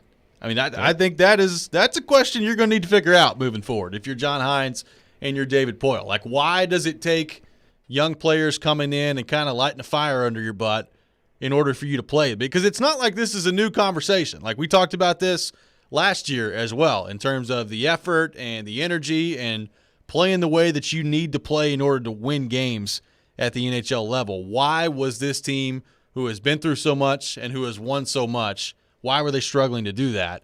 And you hear John Hines talking, I agree. I think that's what's happened. I think that players have come in, and young players, there's been a nice renewed energy from this group.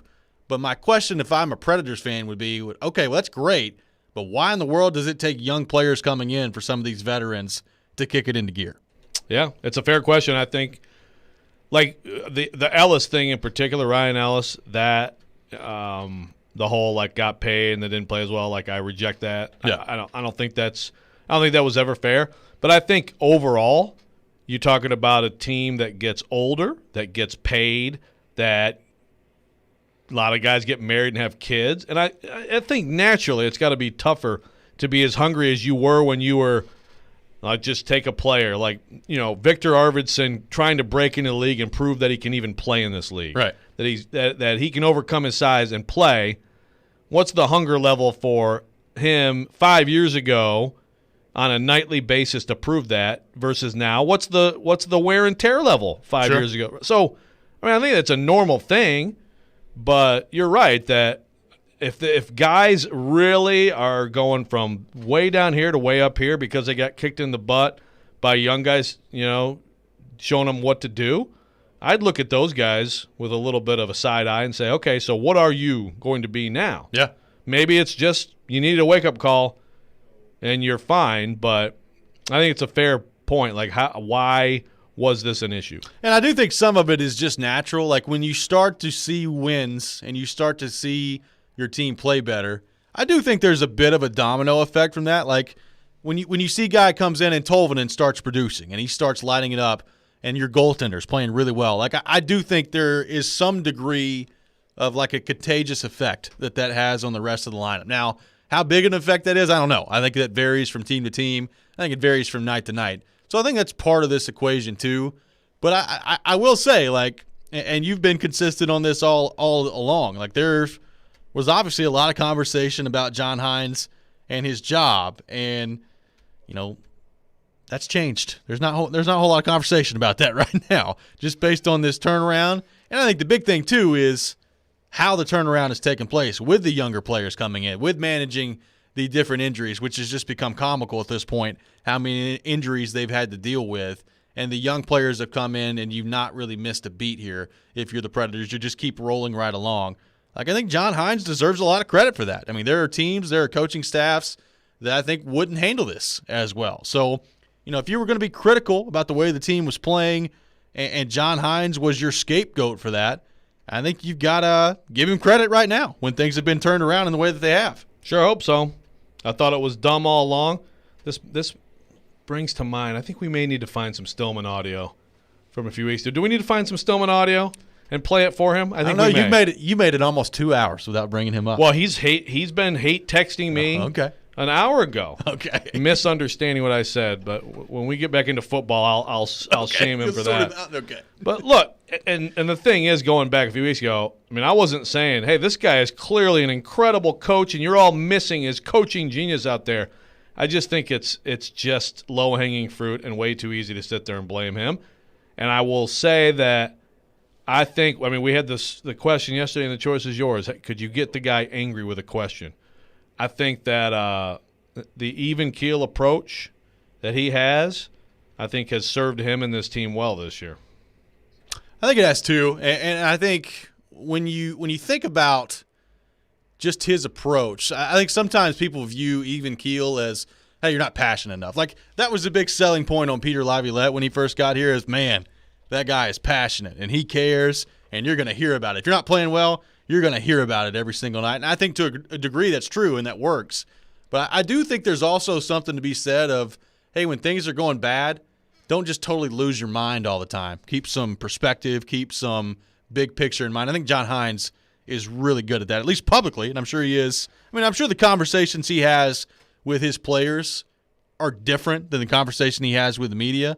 But he's pretty even-keeled and pretty, an easy guy with us. Like, he's pretty much the same in every press conference, and from the coaches I've been around, that is not always the case. What if behind closed doors he's like screaming at Saros, like grabbing Saros, and play better? Yeah, and it worked. It worked all along. It was him screaming at guys behind the scenes. Yeah, no, I mean, it's just I just never understood. I do understand because of course you're going to look at the coach. When a team struggles, you're going to look at the coach, you're going to look at the GM. But I thought it was weird how many people were jumping to that so quickly. Let's go to the text line driven by WilsonCountyHyundai.com. Got a texture that says, I still think it's a coaching shortfall. Who is on the trade block now? Hopefully not Eckel. What about this run lately has been a coaching shortfall? They've won 10 out of 12. Yeah. Well, look, I think some fans looked around and there were more established, accomplished coaches the Preds could have hired. And I won't deny that. That's true. So, I mean, that's fair. And obviously the record wasn't good. And I mean, look, I think Jared, to flip it around and give him a compliment, I think his questions were fair in that press conference. Yep. I totally do. I just feel like the instant scapegoat of him when clearly there are all kinds of issues and the trajectory was already established before he got here, this didn't make sense. And I think he deserves credit. Now, I don't know how, if you're a Preds fan who's watched this team game after game, if he doesn't get credit now, then when will he ever get credit? Exactly. I mean, you have to give him credit for this. Exactly. When we come back, we'll switch gears, get back into the NFL, and Deshaun Watson, more and more news continues to come out seemingly every day, and none of it good for Deshaun Watson. We'll get into that coming up next. This is Robby and Rexrode live from the Wholesaling Studios, powered by RumbleOn.com. Here on ESPN 102.5 The Game.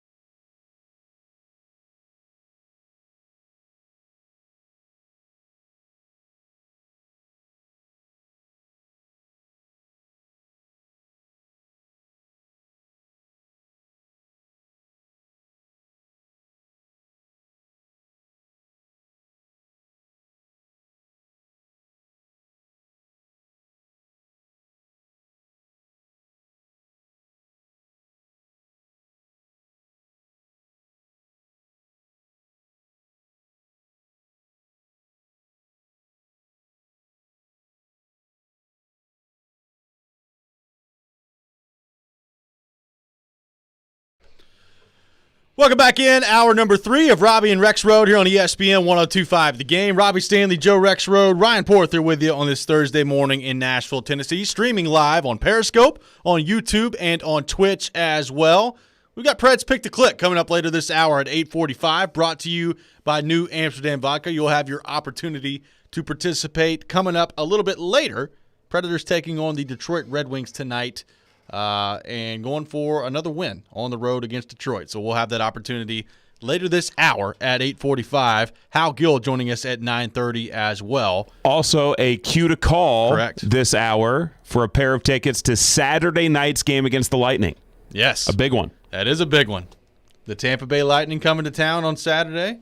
Big weekend set coming up for the Predators as well. So make sure you're listening for your cue to call this hour as well for your chance to go watch the Predators take on the Tampa Bay Lightning. By the way, real quick on that schedule.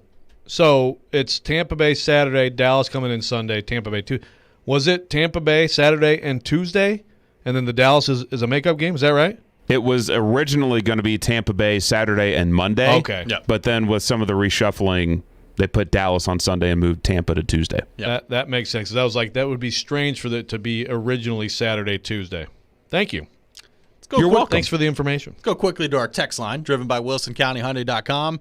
Ben texts in and says, of course, everybody is wrong some, but when I tally it, Joe is right about twice as often as Jared. So, Ben, keeping tally. Are you kidding me, Ben? Twice? You're twice it's like 8 times. Twice. Such disrespect, Ben. I'm just kidding, but thank you. Stillman wants a takeoff. He does not want that smoke. He does not. But okay, so let me just throw this in. So earlier we're talking about Schwartz, right? We're talking about the system. Did Maybe Schwartz be with you? Yes. Did I say at any point? I'm going to ask both of you this. Did I say at any point that there's no difference between a 3-4 and a 4-3? No, you did not. Okay. So Jared, after his 3 push-ups, after he woke up. Here's his text. Floyd would rip your bleep for that take, okay? And I said, what take? The 3-4 and 4-3 scheme differences don't matter. When did I say that? Did I say that? I don't think so. I mean, if I'm going to have a I think take what you off, said was Jim Schwartz is probably smart enough to, if he was required to call Mike Vrabel's defense, even though it's a 3-4, he could probably handle it. right, like no one is suggesting that if this fantasy, Shane Bowen gets fired a month into the season and Schwartz takes over scenario took place, which would be Mike Vrabel saying, by the way, I don't know anything about football, by the way, and isn't going to happen. But if it did happen, no one is saying that then Schwartz is going to say, all right, guys, we're running a 4-3. I mean, you've drafted an entire defense to play in this system. Correct. So I know that there's a difference. The point, the only thing I said was, when it comes down to it, we are talking about, like in one offseason, can you switch from a 3-4 to a 4-3 or back and forth? Of course you can. I mean, we're talking about 11 adults running around a field trying to tackle the guy with the football. Sometimes we make it more complicated than it needs to be. Ben adds to this on the text line, driven by WilsonCountyHyundai.com, says, I texted it yesterday on his show, and he wants stats. I'll put together a YouTube clip and post it to y'all's Twitters. Out of 137 disagreements, Joe has been right 83 times. There's precision involved here. I like this. Wait. So he's just throwing this out. I don't know. Maybe he's not. All right. First of all, I'm a little bit afraid of you now, Ben. I appreciate it. I fear you a bit. May need to go witness protection on this soon, but So he's keeping a scoreboard, 83 to 54. Is it really that low? Come on. That's still a pretty healthy margin. Well, sure, but I know. I don't feel great about it. I don't feel great about that margin. I think it should be like 8-1. That's still like Gonzaga beating Pepperdine. Yeah. Well, yeah, but I okay. Let's go back. Thank you, Ben. I think. Back to the text line. line. Thank you, Ben, and I'm sure you're a very nice person. Driven by WilsonCountyHyundai.com. Paul texts in, Joe versus Jared in the weight room. Joe could do bench press, and Jared could stick with the elliptical. You think you could bench? When's the last time you did some bench press? I mean, long time. I used to be a pretty decent bench presser for my arm length. My arm length is a problem with the bench press. Yeah. It's like Kevin Durant. Exactly. But, right now, I don't know. It probably wouldn't go all that well. Nor would push-ups. I'd pay to see it. I will take Jared on in any sporting event. Okay. Okay. I don't need the weight room stuff. I mean, we did the BP the other day, and I've got like my left back leg is weirdly sore. Yeah. Like, it doesn't really make sense, but it's got to be from that. But in any sporting event, any sport that Jared wants to name, I'm there. Badminton, pickleball. I meant to ask you this yesterday. Do you feel any differently about your take that Chase McCabe would do well in the 40-yard dash against Darren McFarland now that you've seen him attempt to be athletic? Yeah. That would be one of my bad ones. Did Jared take Darren? I don't know. I mean, because then I would give Jared the W on that one if he did. But they haven't run the 40 yet. Yeah. Well, that is still to come. Yeah. Yeah. So we can't have a decisive conclusion on that take. We've got to watch it. Yeah, but don't you kind of feel? Oh, I feel I told you this at the time. You told me at the time. Yes, you need to be very careful with this. See, I didn't have enough information. Yes. I think I agreed with you, Joe. Did you? Did actually? I don't know what you were thinking. So, do you still? I mean, the thing with Darren Darren is whether he runs because he is fearful that he's going to blow out his knee. You're talking about Darren? Yes. Yeah. Right. That's kind of the way I was going. See, I'm fearful Chase is going to blow out his knee. Well, Chase can't run. I know. Like, the question is whether Darren will run. Chase can't run. Right. But the way, I would guess that with all this attention on it and everything, scooting along the 40-yard scoot. See, I would think that Darren would probably step up to this and risk injury because we're all talking about it. Well, right? If they were in the parking lot, he might a light jog. Would do it. Yeah. Yeah. I mean, I think a light jog from Darren versus Chase going all out, I think Darren would still win. Yeah. I think so, too. So, again, sometimes these takes, you want to be informed in your takes, right? You want to have information, not just throw stuff at the wall. And the more and more you watch Chase do things on various athletic fields, the more information that can be useful to you. I can't wait for the YouTube video of Chase and all the athletic things that he has tried over the years. Can't wait for that video. Is this being compiled? Well, we have enough right now. Oh, I know. To compile something. Right. You said you have video of him playing darts? Attempting to throw darts, yes. How bad could you be at playing darts? Well, Chase hit the board. answers that question, and he can't hit the board. I have to show this to you. Does this surprise you? Did you see him the other day in the cage? But darts. I mean, you just do this. What? It's bad, man. Okay, it is bad.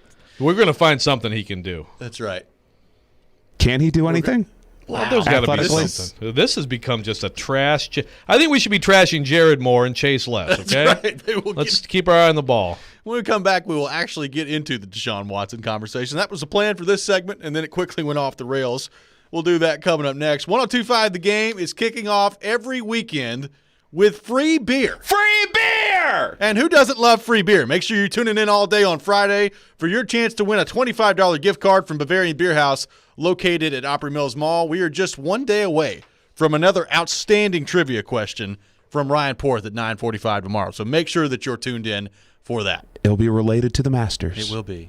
You can hear Ryan Porth's Masters voice a little bit later today as well. We have a leaderboard update at 9:50. We do. It's going to be fascinating. So make sure you're tuned in for that as well. We'll be right back. Robby and Rexrode here on ESPN 102.5 The Game.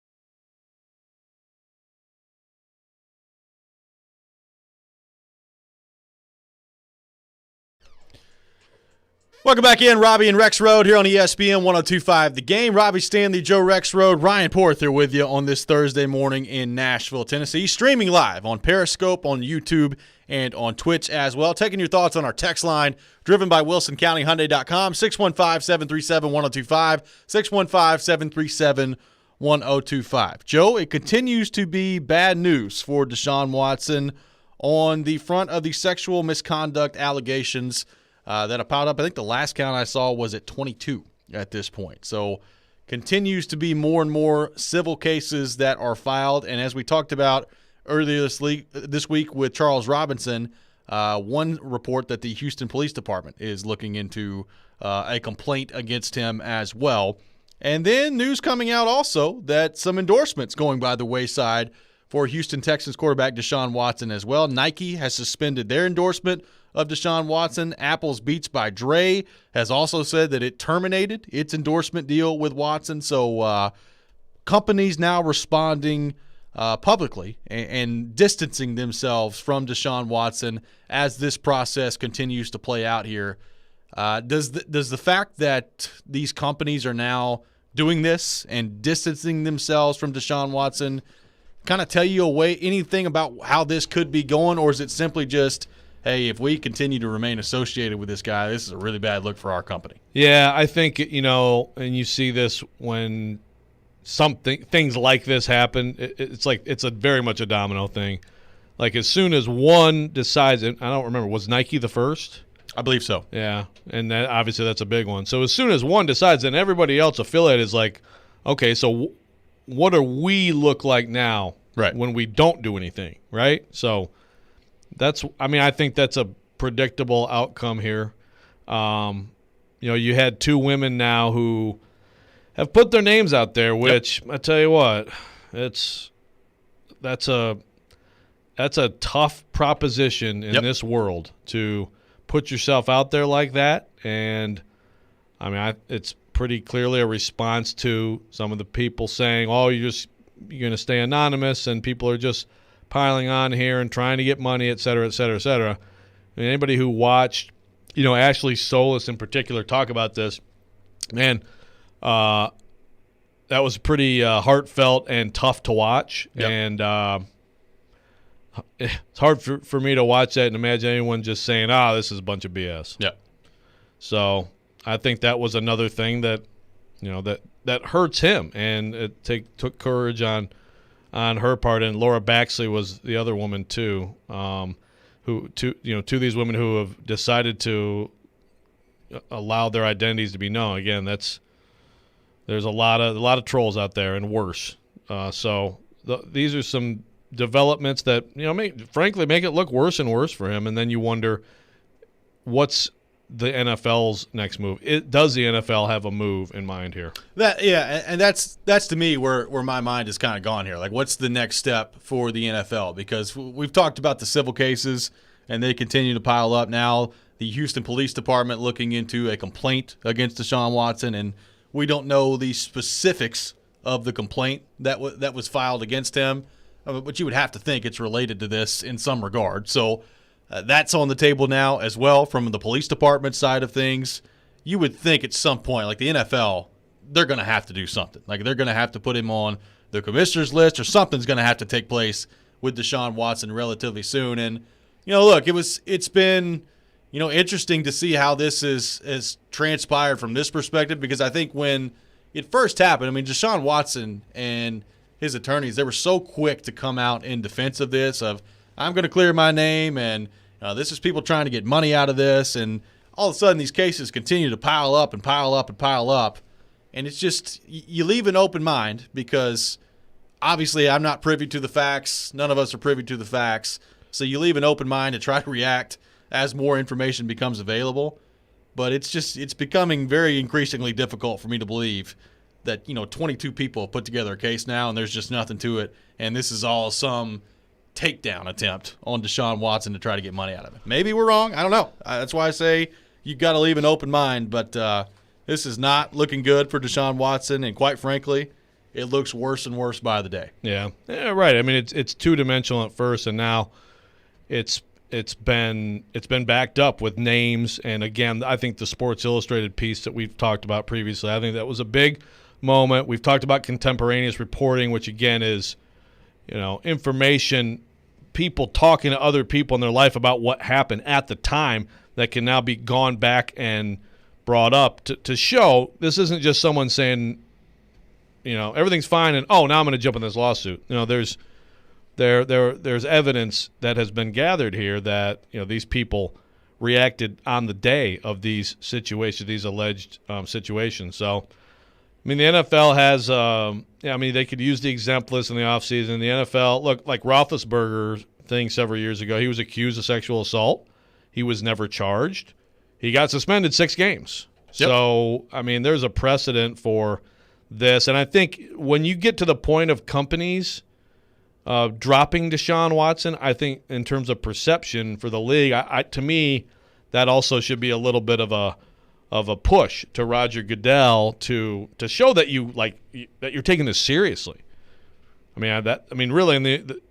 I think we've had like a little bit of a statement from him about how they're disturbed by it, and that's about it. I think we're getting to the point where they should do something, and it doesn't mean that you're guilty until proven innocent or anything like that, but it means that you're taking this seriously. Everything can go on pause on the football side of things until this is all worked out. And then, we can also all stop talking about the trade stuff and all that stuff. That's all back burner now anyway. I mean, nothing's going to happen with him. No, we had Charles Robinson on from Yahoo Sports earlier this week to talk about that and where that stands right now with all of this going on surrounding Deshaun Watson. Here's what Charles Robinson from Yahoo Sports had to say. Watson's camp really wants people to believe that Miami is absolutely still an option out there, but I truly believe there are no longer any options. I think that I thought that Deshaun Watson, this was it. He was done. He was never going to play for Houston again. I still think there's a likelihood he doesn't play for Houston again, but I don't think it's because he's on another team necessarily immediately.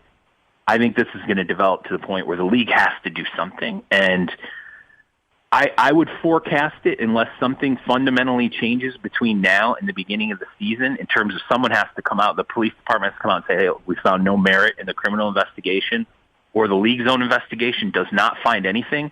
I think Roger Goodell is going to be compelled to take Deshaun Watson and put him on the commissioner's exempt list and just say, hey, we have to sort out what's going on here in terms of not only this litigation, but in particular, if the Houston Police Department hasn't concluded this, we got to sit you down and figure this out first. And so it's basically just paid leave until some of this hashes itself out.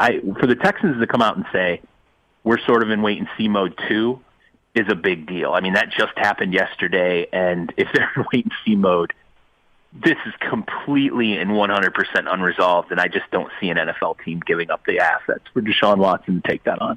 That was Charles Robinson from Yahoo Sports, who joins us every Tuesday here on the program at 9 o'clock. And look, I think he's right. I mean, at this point, you'd be insane if you're an NFL team to try to make a trade for this. And I think he's right from this standpoint. I don't think he's far away from getting put on the NFL commissioners list. You've got to, at some point, to, as you said, take action on this if you're Roger Goodell in the NFL and try to let this process work itself out. And if you get through it with your investigation and the police investigation and nothing comes from it, then you can react accordingly after that. But I would say at this point, I mean, his future this year, I don't really see any way that he's on the field this year, depending on, I guess, how quickly this gets resolved. But as you hear Charles talk and as you hear other people talk about this throughout the league, it doesn't sound like there's going to be any sort of quick resolution on this whatsoever. Right. I mean, there's obviously two different things now. The civil aspect of this could, in theory, sure. And then I don't know what the criminal side of this. I have no idea. So I mean, in theory, it doesn't have to be dragging on and on and on. But I mean, if the NFL did this, it's not like if everything goes Watson's way and he's cleared, it's not like they've ruined his career or anything like this. I mean, to me, it's just sensible action at this point. There'll be some people who will scream, people who are looking at this and saying, oh, this is all, a witch hunt or whatever. The people in his camp who will be upset if they do. But I think at this point, their pastime, and it's a sensible move. And again, it doesn't. I mean, you know, there's still stuff to find out. It is not guilty until proven innocent. It's just a league looking at something that's very serious, and I think making the right call. Let's go to the text line driven by WilsonCountyHyundai.com. Jim texted in on Watson, kind of a common sense check. Doesn't it seem odd to have used so many different women for a massage? That'd be like going to a different barber every month. I think most people would find someone that they like and go back to them, especially a high-profile athlete who wanted to protect their privacy. Yeah. I mean, that's circumstantial, but absolutely. Yeah. I mean, that's one of the things I thought looking at this, like, gosh. I mean, if it's, are you just trying to find the perfect massage here, or what are you doing? Yeah, for sure. I mean, there's a lot. There's a lot to these things, if you read about them, that are troubling.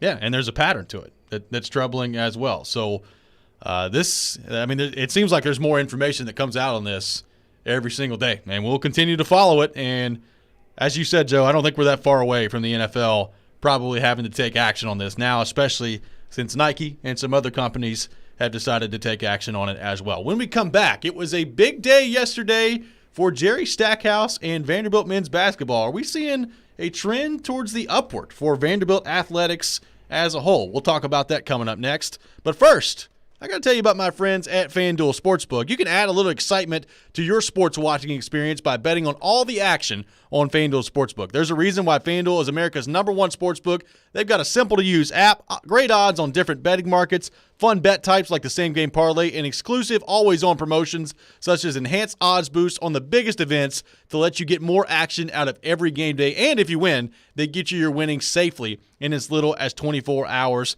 You've also got the opportunity to win big on FanDuel. That same-game parlay, you can win a lot of money if you put together the right stuff. Live betting on every game, odds boost and specials. And right now, FanDuel is letting you place your first bet risk-free up to $1,000. Just place your first bet on anything, and FanDuel will refund you up to $1,000 back in site credit if you don't win. Just any bet you want. If you win, you keep the cash. If you lose, you'll get your entire bet up to $1,000 back in site credit. So if you've never tried FanDuel Sportsbook, what are you waiting on? Just download the FanDuel Sportsbook app to get started, and be sure to sign up with promo code ROB so they know that I sent you. That's FanDuel Sportsbook, promo code ROB. You must be 21 or older and present in Tennessee. Site credit is non-withdrawable and expires 14 days after receipt. Terms apply. See sportsbook.fanduel.com for details. For problem gambling support, call 1-800-889-9789.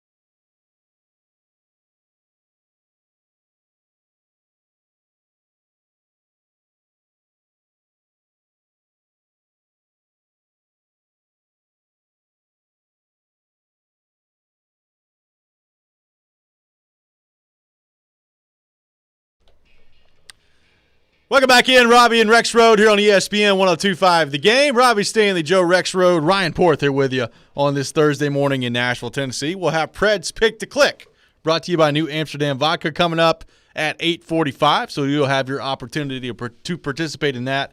Coming up here in just a few minutes, Joe, it was a good day yesterday for Vanderbilt and Jerry Stackhouse and his recruiting. A 4-star and a 5-star recruit committing last night. Noah Shelby, a 4-star guard, and Lee Dort, a 5-star, committing to Vanderbilt on Twitter last night. The class of 2022, so not going to be a part of the team this year, but will be next season.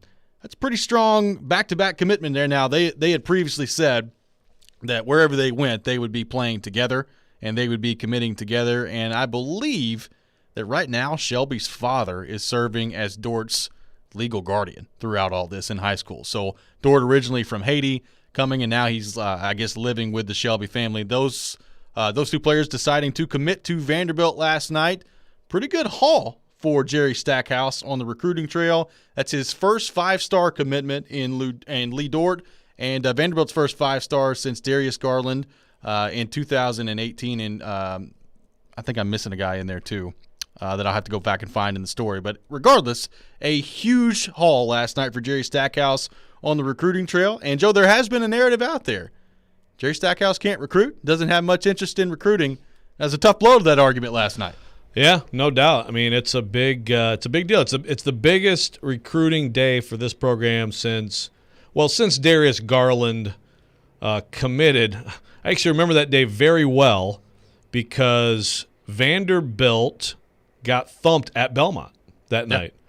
And after the game, after the press conferences, Bryce Drew was the happiest dude in the world. I bet he was. Still floating, talking about – but which I get. I mean, Darius Garland, as we're starting to see in the NBA now, by the way, was quite a get. That's quite a that's still, for me, like a painful – that would have been a fun year to watch Darius Garland play for the whole year for Vanderbilt. But regardless, this is the biggest day since then. Of course, later Bryce Drew added Simi Shatu. Yep.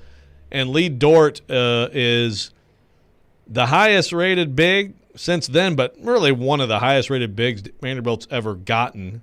So you have this kind of double score. You beat out. You're always careful on the who did you beat out, because there's offers and there's committable offers. Right. But by all accounts, Kansas, Baylor, Arizona, Auburn, these were the finalists. These schools offered. And like you said, I mean, I think like Shelby is a good prospect. Dort is the elite, is the prize, that probably for all these top programs in there, I would assume we're more interested in Dort than Shelby, just, based on you don't want to put too much into rankings, but I mean, 6'9", 240 in high school and can play like he can play, and this is exactly what Vanderbilt needs. Now, it's not coming until 2022, but that's a big deal. And yes, the whole Stackhouse, whether he can or whether he doesn't like it or, doesn't want to put in the time, whatever the case may be, I don't think you pull something like this off unless you're putting in some time and you are prioritizing recruiting. So it's a big deal. And this coming from the Vanderbilt Hustler, that at least 14 offers or scholarship offers weighed by Dort before committing to Vanderbilt. So a big get for Jerry Stackhouse and the Vanderbilt men's basketball team. I mean, there's been a lot of good news for Vanderbilt athletics as of late. Obviously, the $300 million plan that was announced. Now some positive news on the recruiting trail as well. I think some good excitement around Clark Lee and what it could look like as he continues to build the program coming into his first year on the football side of things. We talked about Stephanie White being let go the other day by Vanderbilt as well. So lots of activity as of late in the Vanderbilt athletics department.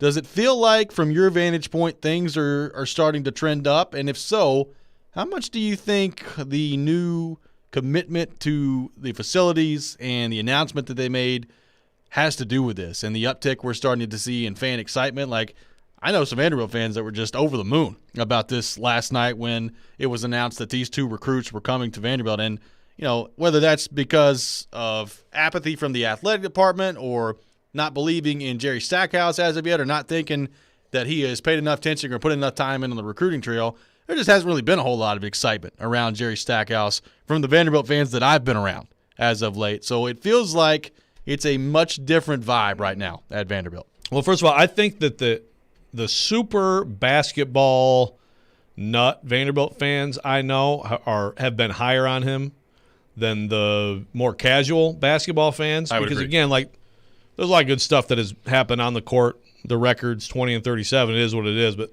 like, there's been some good signs. And look, the whole, like, doesn't like recruiting, honestly, from what I can gather, that goes back to, like, a conversation in his first summer here that has been turned into, you know, this narrative that some people want to hold on to, or, you know, people see him at the golf course, so apparently you're not allowed to have any free time. You know, we've talked about that before. You're not allowed to have any free time. You must always be breaking down film or calling recruits. But I think it was already overblown. Still, though, you got to show results. Like, can you beat out a good coach, a good program for a recruit? So here's evidence of that. This is quite a week for Vanderbilt basketball. I wrote about both these programs in The Athletic today because, of course, Stephanie White has been fired. Now Candace Lee is trying to find a new coach. It's been the worst 5 years in the history of both those programs together. Last 5 years. Yeah. I mean, I get here. I'm all excited to watch some good Vandy hoops. I'm still convinced it may be the Rexrode curse. I mean, it's two of the first things that happened when I got here 5 years ago were the press conferences to introduce Bryce Drew and Stephanie White. And there was so much excitement. Kevin Stallings, it had been fading. Melanie Balcom, it had been fading. Bring in these two young coaches with all this promise. They were both Indiana hero basketball players growing up, and it's been the worst half decade in both programs' histories. So I believe that there's some correlation between years and years of not investing and then it kind of catching up with you. I think that's got to be some of this, right? Yeah. Although he did get Darius Garland, and Stephanie White brought in some good players. She had too many players who left for whatever, you know, for various reasons. But I do think that that's part of it. So now it's a chance for them to get out of this. You know, I mean, Stackhouse. What this does for Stackhouse next year is it's like Bryce Drew's second year. They had a bad season, but everybody was just like, "Well, Darius Garland's coming next year, whatever." Exactly. Should too and Garland. So next year, I think he's got to start winning, and he should. If he has Pippen and Dessou back, I think they will. They might also get Minnesota big man Liam Robbins, by the way, center, 7-footer. His uncle, this is according to Ryan James of Gopher Illustrated, you know, that Minnesota associate head coach Ed Conroy likely headed here to fill a spot on the staff, and he is the uncle of Liam Robbins. And Ed Conroy is is a good coach. He's got a good reputation as a recruiter and a coach. So they might have immediate help up front next year too. But regardless, now you have this, okay, the future, if you didn't have recruiting scores, people are freaking out, right? Now it's like, okay, well, like he's got some things going. Meanwhile, huge hire here for Candace Lee on the women's basketball front. Did you say Gopher Illustrated? I did say Gopher That's Illustrated. Awesome. That is the 24/7 sports. And this is, I'm reading Robby Weinstein's story at 24/7 Sports, but he, gives the credit to Gopher Illustrated. Yes, this is not like Caddyshack. I was about to say Gopher Illustrated. I thought that was going to be like, you know, the magazine of Caddyshack. Kill the Gophers? We can't kill the Gophers. That's pretty good. Thank you. Let's go to our text line, driven by WilsonCountyHyundai.com. John from Clarksville texted in. What I just heard is Rexrode came to town and Vanderbilt basketball went immediately down the toilet. I know. I mean, Tennessee football. Of course, they were already. I was about to say they were circling the drain already. That wasn't you. But I mean, the Titans were 5-27 before I got here, and they've been pretty good. I have good effect on some teams. The Preds had never won a Game 7 before you came here. That was almost immediate. Gone to the Cup final. Wasn't that the first event you covered? The first day, HR day, take my picture day, was Game 6. Yeah, and they win, and they're like, "You wanna go cover Game 7? Yeah, I'll go over there with Vingan. Who's this weird Vingan dude? Let's go have some beers." They won Game 7, and I love you, Vingan. And there you go. So yeah, for whatever reason, Vanderbilt basketball has just responded poorly to me. Yeah. But I'm trying to get them to be better. Be better. I think they can be. I think big hire. Jared has endorsed someone. Oh, really? Stephanie Norman. Okay.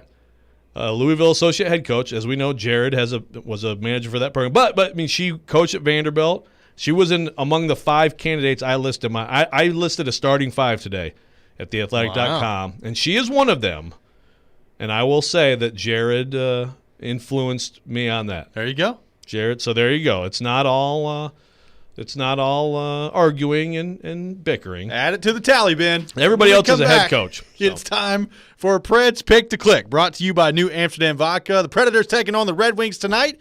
Be the first caller at 615-737-1025, 615-737-1025, with your opportunity to guess the goal scorer for tonight's game for the Predators. If you get it right, you'll win a prize pack brought to you by New Amsterdam Vodka. We'll do that next. This is Robby and Rexrode here on ESPN 1025 The Game.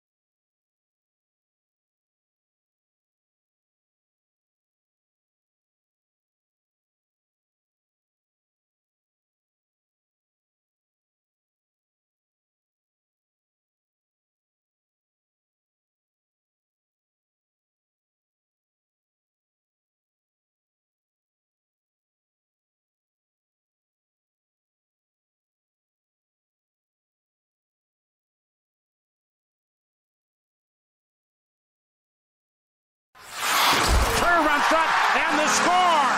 Who's going to find the back of the net in tonight's Preds game? Robby and Rexrode make their picks to click and welcome a listener to do the same. Pick to Click is brought to you by New Amsterdam Vodka, the official vodka of the NHL. It is time for Preds Pick to Click, brought to you by New Amsterdam Vodka here on Robby and Rexrode. Got an intriguing competition today. The Predators taking on the Red Wings. I will say, before we get into Preds Pick to Click, you know how headline writers sometimes at newspapers, they've got trouble like connecting the dots and maybe two things. The headline can have two different meanings. Oh, I've had some doozies. Oh, I bet you have. Ryan Porth, a doozy a minute ago on the headline on the streaming that you saw on Periscope, on YouTube, and on Twitch, said Fandy Hoops lands 2-star recruits. Real nice. Real nice. Actually, a 5-star and a 4-star. I hear what you're saying, though. So in Michigan, there's this thing they call the blue wall. Okay, this is especially Michigan State fans. My wife, the blue wall. It's all the media is all for Michigan. It's against Michigan State. Blue wall. You know what that was? That was orange wall right there. That was orange wall from Porth. Congratulations! I can't believe I put that. Like we were spending a segment talking about 2-star recruits. They landed. You know who was really problematic with headlines, by the way? Bartolo Colon. Yeah, he is. We once had the headline, Cologne contains tigers. Also, Cologne has solid outing. Seriously, these were both headlines that we wrote at the Lansing State Journal. Well, I don't know how you come back from that. Ryan Porth is gone. And if you don't think that's funny, go look up how you spell Bartolo Colon's name, and then you will absolutely understand what we're talking about. Yeah, it's not like Dracar Noir Cologne. There's no G in this My favorite cologne. of the 90s. Yes. All right, it is time for Preds Pick to Click, brought to you by New Amsterdam Vodka. The Predators taking on the Red Wings tonight. Let's go to our 102.5 The Game phone line, driven by WilsonCountyHyundai.com, and welcome in today's participant on the show, Logan. Logan, thanks for calling in to Robby and Rexrode. Hey, what's up, guys? Logan, hope you're doing well. The Predators taking on the Red Wings tonight in the game. Who is your pick to click for the Predators tonight against the Red Wings? I'm going with Roman Yossi. The other night he had a few posts, and the way he was moving through the defense, I think tonight it's going to happen. That's a pretty solid call. Roman Yossi about scored 7 goals the other night. Thanks for the call, Logan. We appreciate it. Hey, no problem. Thank y'all. So Roman Yossi, the first one selected off the board here in the competition, going with the captain. He had a great game the other night against the Red Wings. And you know what that does, Joe? That leaves somebody open for me in the first pick today. I'm going with Eeli Tolvanen. There you go. Give me Eeli Tolvanen in this competition. I'm taking him. He did not score in the last game. He will score tonight. And the caller took him last game, right? Correct. Yeah. Okay. I hope he scores. The caller had the coin flip strategy of Granlund and Tolvanen. The coin flip let him down. I hope he scores for your sake. Thank you. Because the problem with picking that, like the high-scoring rookie is you don't want to be blamed if things go the wrong way. That is correct. But you got to do it. Joe Rexrode, the second selection in today's draft. Who are you going with in today's edition of Preds Pick to Click? Hey, listen, I'm not changing. All right. I was wondering if you would. The Croker all the way, baby. That's right. Get after your former team. Remember that they gave up on you, Callie. Remember that. That's right. Let it burn within you. Callie Yarncroke. Jodavion Rexcroke strikes again. Indeed.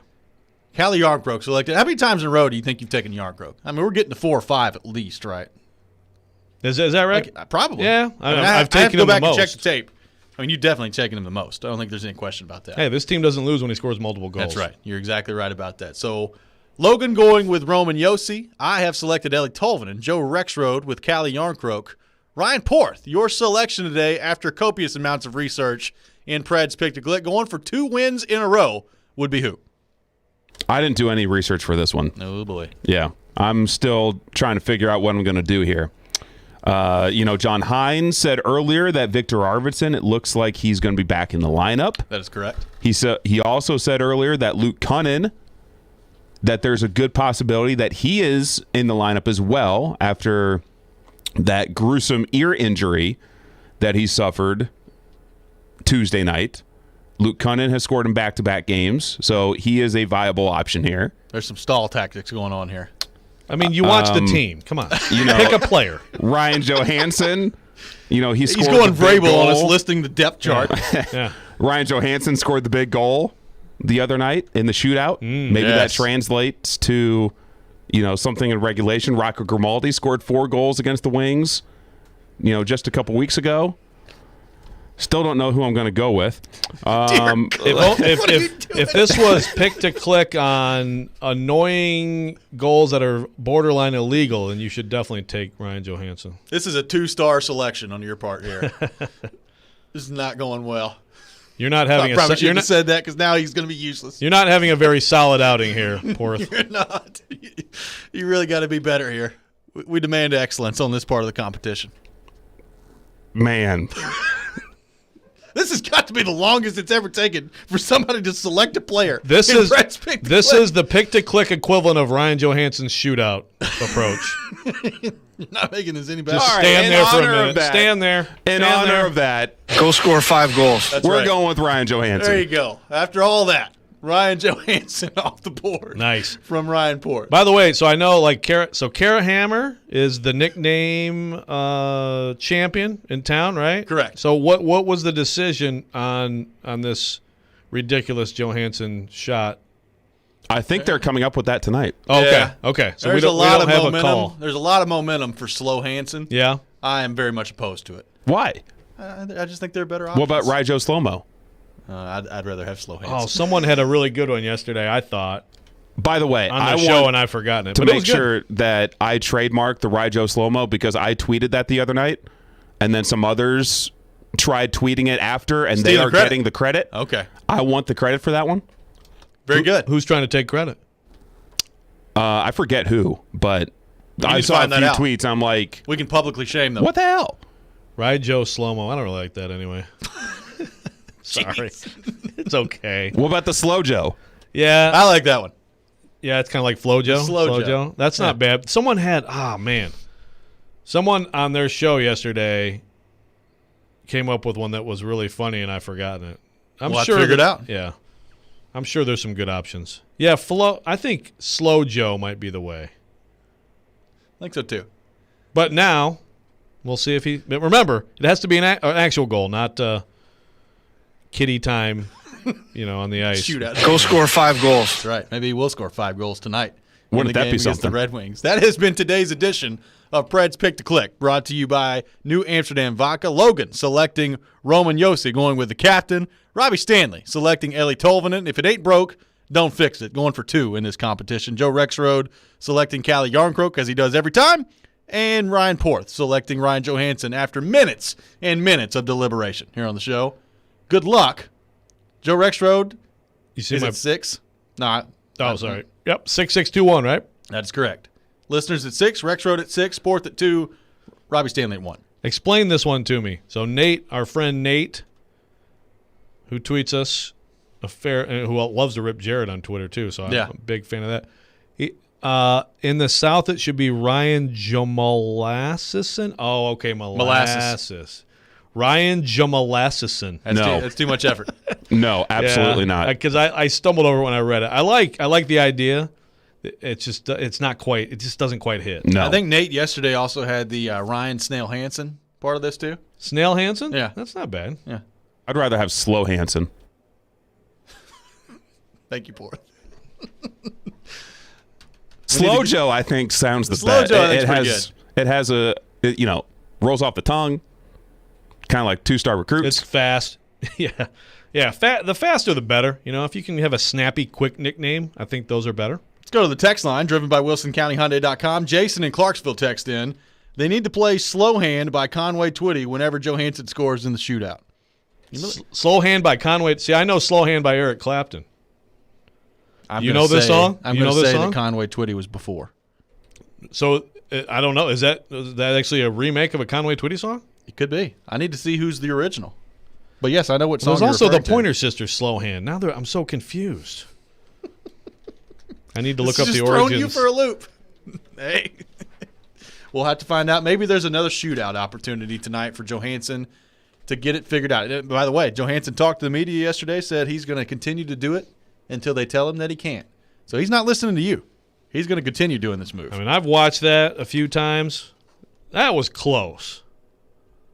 That was close. Not really. He kept going forward.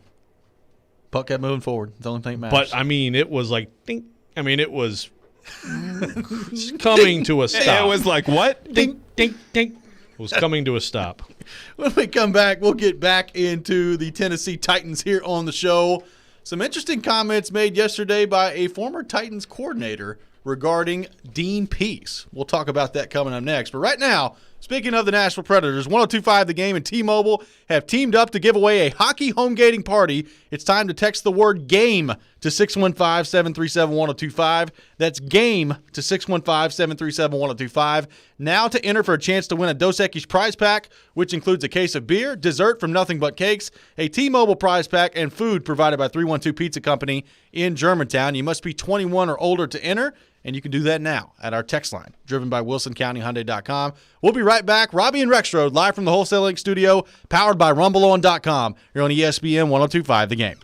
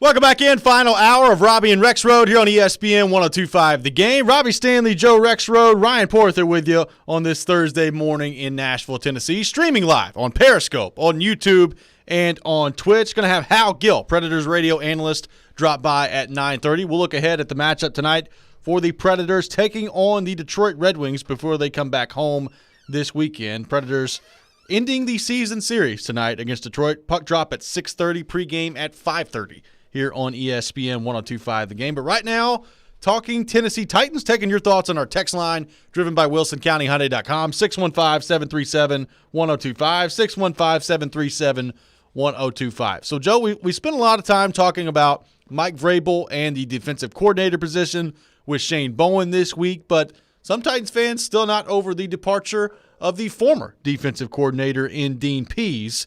And we played a clip right after it happened, the day after it happened, from Darren Donican-Chase, former Titans linebacker Wesley Woodyard, joining the show and just kind of highlighting what he saw from Vrabel and from Dean Pease and that dynamic of those two working together as Dean Pease's tenure in Tennessee came to an end.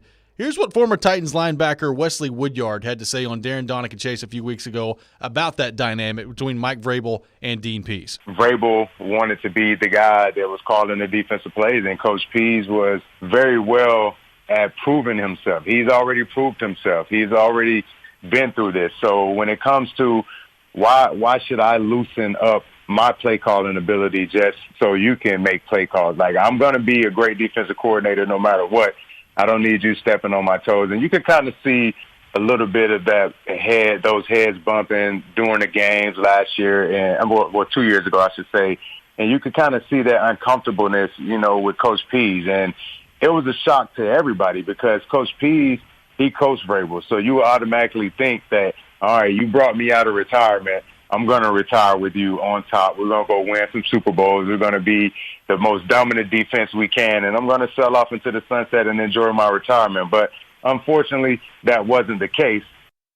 So that was former Titans linebacker Wesley Woodyard on with Darren Donican-Chase a few weeks ago. And, Joe, we spent a lot of time the next day talking about that. That got a rise out of Titans fans, and it called into question Mike Vrabel. Is he being too much of a control freak? Is he really overruling his defensive coordinator and Dean Pease at the time? And we had a lot of conversation. Now, I remember kind of sifting through all that and saying, all right, like, why would Mike Vrabel, after Dean Pease called the game that he called against Baltimore, just say, all right, good job, but this is going to be my show here in the AFC title game against Kansas City?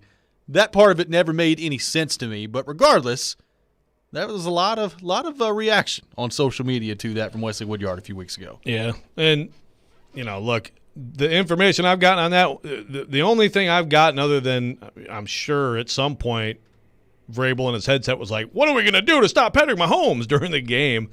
But going into the week, the only thing that I've been able to gather is, like, Vrabel put in some different cover three that like some, adjusted cover three, which I would assume happens a lot, doesn't it? Wouldn't you think? Like that he would weigh in and say, hey, let's try this, let's try that. But nothing that suggests that he just like took over for, like you said, it makes no sense at all. Now, during the game, heat of the moment, okay, I could see that. Conversations, arguments, I'm going to call this series, whatever. I mean, but that's not what Woodyard was talking about. Right. So, again, I said it earlier in the show, someone needs to, figure out more about this probably because it's interesting and it's kind of hanging out there. But I don't think that it was just a complete takeover at all. Well, and then, the conversation gets enhanced again yesterday with Arthur Smith, former Titans offensive coordinator, now head coach with the Atlanta Falcons, hopping on the Bussin' with the Boys podcast with Taylor Lewan and Will Compton, talking about Dean Pease coming into his staff and how he went about acquiring Dean Pease on his staff. Here's what former Titans offensive coordinator and current head coach of the Atlanta Falcons, Arthur Smith, had to say yesterday on the Bussin' with the Boys podcast. Oh, Dean Pease was retired. He's kind of sniped from us, too. I read an article that says you brought Dean Pease out of retirement. This is for the second time because he was retired. He was retired, unretired from the Titans. He's like the Brent Favre of NFL coaches. He's retiring and coming back. Yeah. How'd you get Dean back? One phone call? No, he reached out to me. And then, he reached out to you. Yeah. I like that. Okay, keep going. He said retirement's not for me. And so when I started going through the interviews, before I went on the interviews, I called him up and said, hey, this is what you really want to do? He said, yeah, absolutely. So it was nice because that is if you're going to be a first-time head coach and going to call plays, you need somebody experienced on that side. Oh, absolutely, yeah. So that was a huge hire for us. Dude, how great is he, man? Oh, he's the best. Yeah, no, I feel really fortunate. Because it alleviates a lot of headaches you're going to have early on. There's so much trust that he's got things covered on that side of the ball. Man, we meet every day or where we go over stuff, but Dean's the best. You don't feel like you have to micromanage anything that's going on over there. So that was former Titans offensive coordinator, current head coach of the Falcons, Arthur Smith, talking about Dean Pease. And obviously, Joe, I mean, that jumps out to you a little bit, saying that Pease called him and that he wanted to be back in the NFL as a defensive coordinator. Retirement was not for him.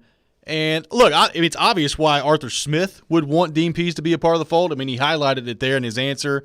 That really alleviates a lot of headaches and a lot of pressure on that side of the ball. You're very aware that Dean Pease knows what he's doing.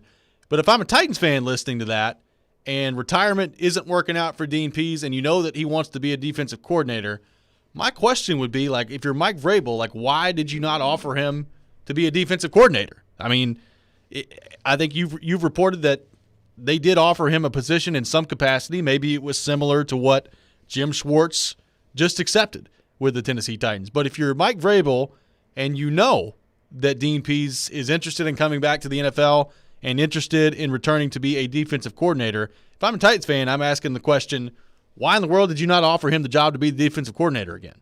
Yeah, and I get the question, and I can't answer for Mike Vrabel, and I don't expect Mike Vrabel to fully elaborate in any future press conference, but if I'm Mike Vrabel, I'm like, you know what?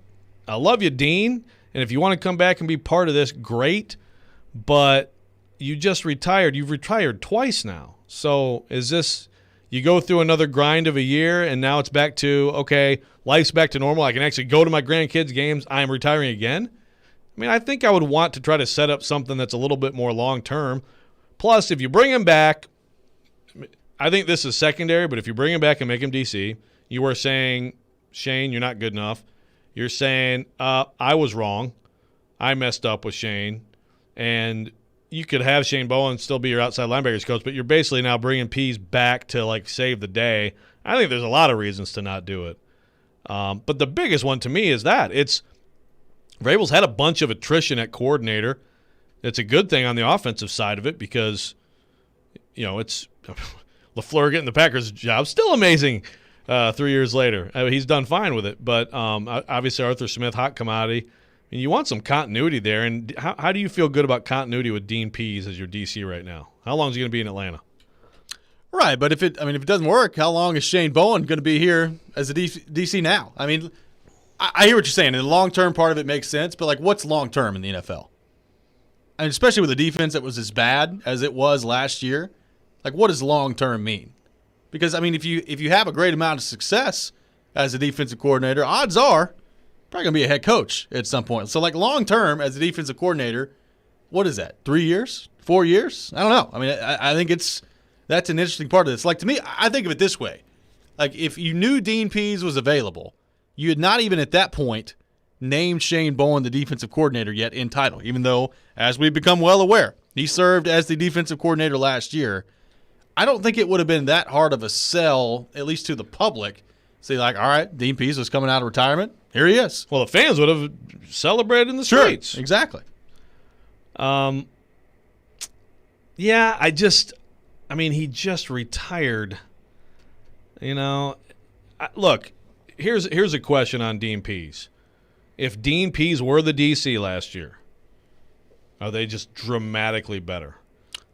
I don't know. I mean, we could be about to find out the answer to that question. Because the defense he's going to in Atlanta, it's pretty bad. Right. I mean, I would, a million times out of a million, I'd rather have Dean Pease as my D coordinator over Shane Bowen or any position coach in the NFL or a lot of other coordinators in the NFL. So I understand, like, why not just take the best person you can right now for the job? But I also understand, like, okay, do we really want to go back to that if he just retired for the second time? Like, I understand the impulse to kind of let's move forward. And look, maybe part of this is some sort of Dean Pease, you know, after a couple of years, didn't enjoy, he maybe got in some conflicts with Vrabel. I don't know. And that's possible. That's possibly part of this, and he doesn't anticipate that happening with Arthur Smith. But the fact that he called Arthur Smith, I mean, that just doesn't surprise me that much. No. He kind of made clear last year, again, I know, you know, he was on some shows. I know that he talked to Gentry Estes from the Tennessean, kind of making it clear that he was not down with retirement. Yeah. You know, so he kind of put it out there. And Vrabel offered him to come back. I guess I would assume something like what this Jim Schwartz position is, which I think makes sense. Another thing to remember about Dean Pease, and again, if you do well, you do well. But he did leave the building very early. They were very strict when he was here on, okay, Dean's got to get out of here, go to bed, things like that. Again, the defense was good, so that's not a problem. Right. But it's different than I'm sure there's something to be said for, I'm sure, Vrabel seems like the type of guy who loves to be up till 2 a.m. ordering pizza and breaking down film with his coordinators. So, that they had to kind of adjust things around Pease when he was the coordinator. So it's something to keep in mind. When we come back, we'll continue the discussion on the Titans, taking your thoughts on our text line driven by WilsonCountyHyundai.com, 615-737-1025, 615-737-1025. And when we come back, we'll ask this question.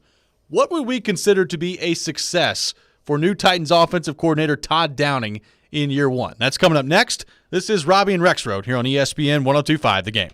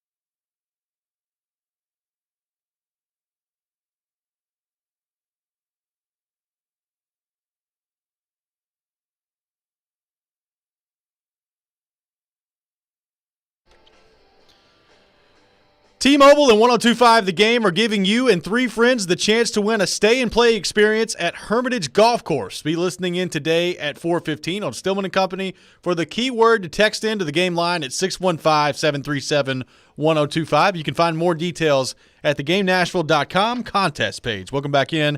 Robby and Rexrode are on ESPN 102.5 The Game. Robbie Stanley, Joe Rexrode, Ryan Porth here with you on this Thursday morning. Hal Gill going to join us at 9:30. We'll look ahead to the matchup for the Predators tonight against the Detroit Red Wings with him.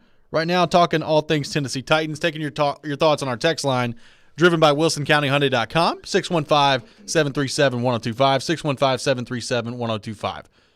Joe, we've talked about the expectations a lot for Shane Bowen and the defensive side of the ball, but a lot of pressure on the offensive side as well, with Todd Downing stepping into the offensive coordinator role with his first year with the Titans in that role, and you're taking over for Arthur Smith and an offense that was just outstanding and an elite offense in the NFL last season. You've got Tannehill, you've got A.J. Brown, you've got Derrick Henry. So still 3 very good pieces to feel good about. Also, the offensive line, other than Dennis Kelly, remains intact as well. So a lot still to like on the offensive side of the ball, but also some key departures as well. I mentioned Dennis Kelly, Jonnu Smith now gone as well, Corey Davis gone, Adam Humphries as well. So as you factor in the moves that have been made so far on the offensive side of the ball, and then also factor in just how big of a loss it is to lose Arthur Smith being the play caller, what would you consider to be a success for Todd Downing in his first year as offensive coordinator with the Titans? Well, if they win and they don't fall completely off the table offensively, then I think it's fine. I mean, you lost Corey Davis, you lost Jonnu Smith, you have uncertainty at right tackle. So I think some level – and Adam Humphries. Yep. Adam Humphries didn't play a ton, but when he did, he was a factor. I think some level of regression, not to mention just the fact that anybody who does something really well in this league, usually teams figure some things out, and you can't count on Derrick Henry to run for 2K every year. So some level of regression I think is fine. It may not be for everybody, and he may be the first person to be blamed if it happens. But, I mean, just don't fall off the map. You should still be one of the best offenses in the NFL when it's all said and done.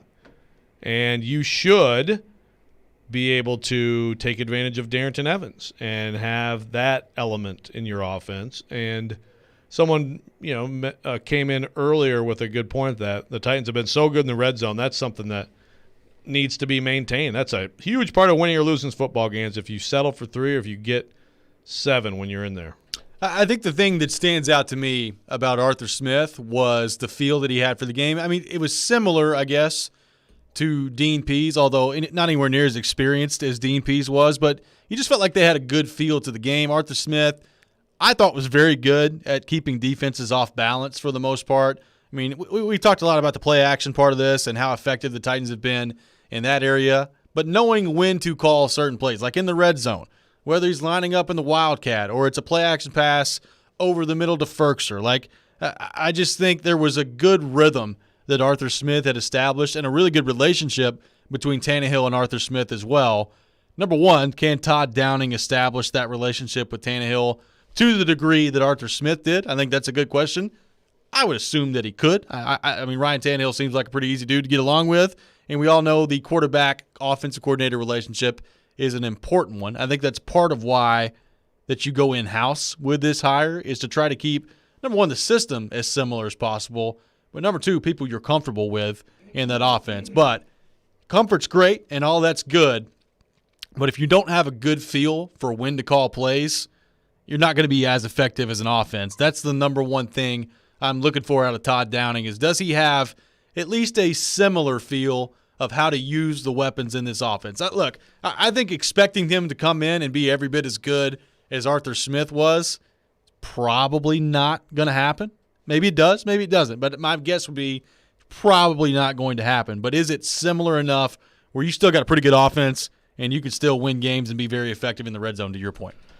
Yeah, I mean, according to Raiders fans, he never called a good play. We're still waiting for the first good play call of his career. So, I mean, look, if you're Todd Downing, this is your chance to, to prove yourself again, to bounce back from that 4 years after the fact, get another shot. It's a pretty sweet deal, really. You got Derrick Henry, Ryan Tannehill, A.J. Brown, that offensive line. I mean, a lot of OCs in this league would love to have that material to work with.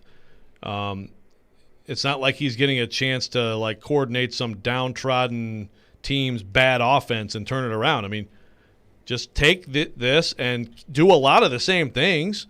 You're going to run outside zone all the time. You're going to make your play action passes look like outside zone. And, you got people who can play at a high level. So it's a good situation. It is also a lot of pressure because the guy who preceded you was just really good and had a really good feel for it. Christopher on Periscope asked, do you think the loss of Davis and Jonnu dampens the expectations of the offense?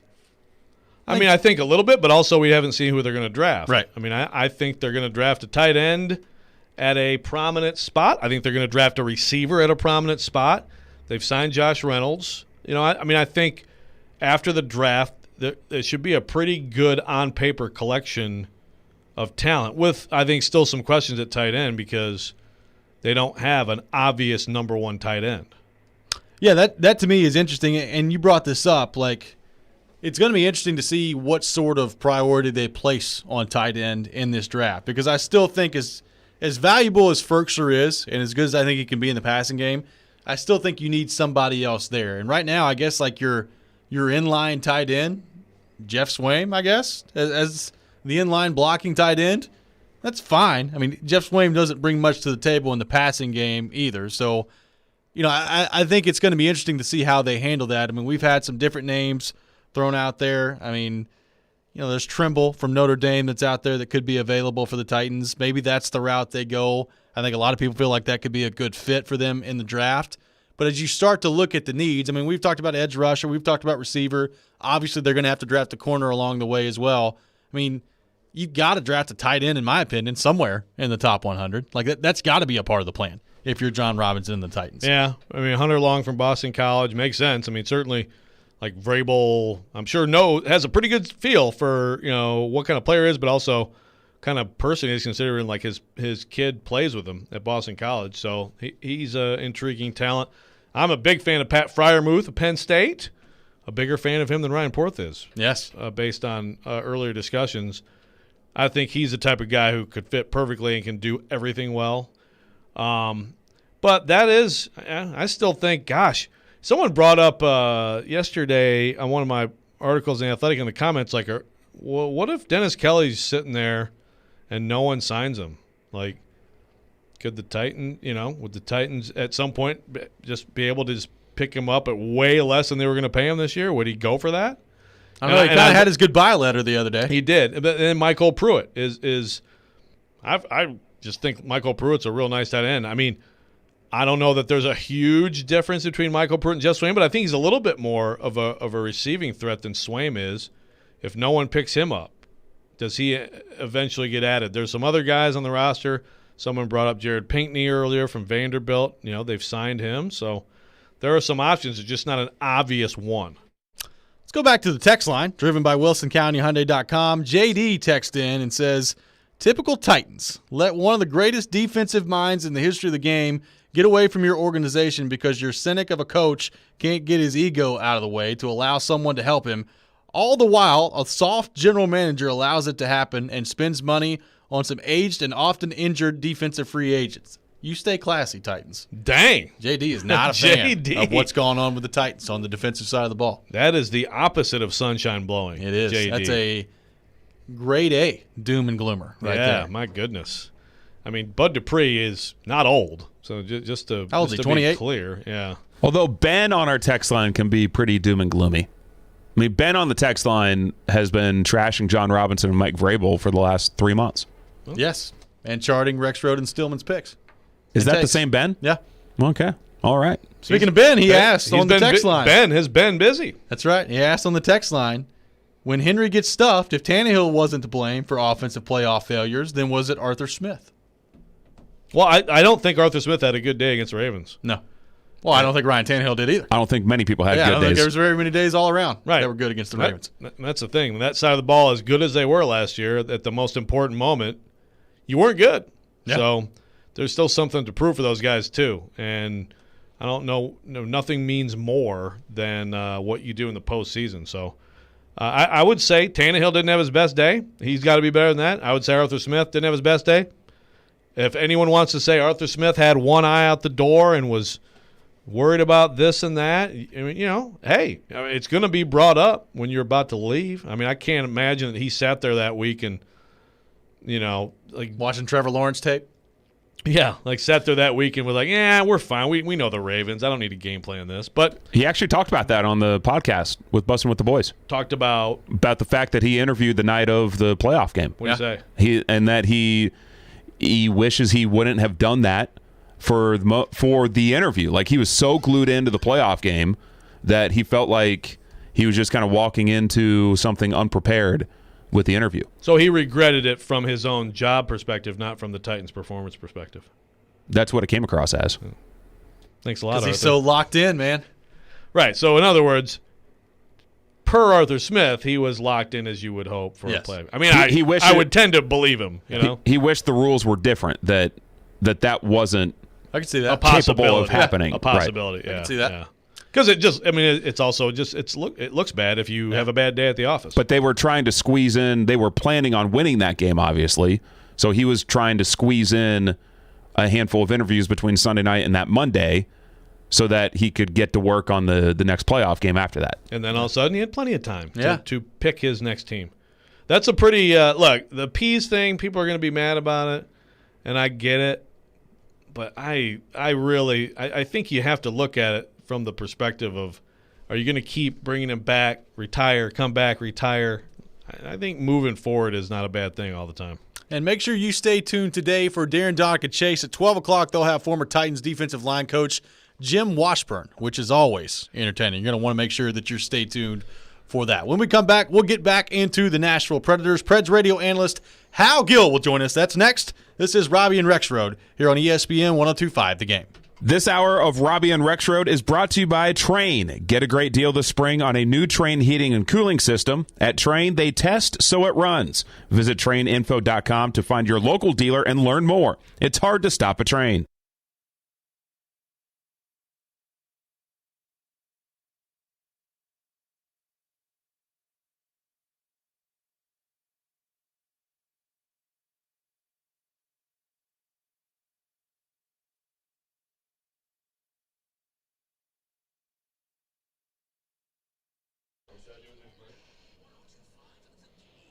Hey, Robbie Stanley here, and I'm so excited that baseball is back. There's nothing quite like watching a game with great weather, a cold drink in hand, and this year a little action on the FanDuel Sportsbook as well. So if you've never bet on baseball before, now is the perfect time to give it a shot. FanDuel is letting new users swing for the fences risk-free. You can get up to $1,000 back if your first bet doesn't win, and once you've got an account, you can get up to $25 back each day if your same-game parlay bet falls one leg short. That way you can combine multiple bets for an even bigger win all season long. There's a reason FanDuel Sportsbook is America's #1 sportsbook.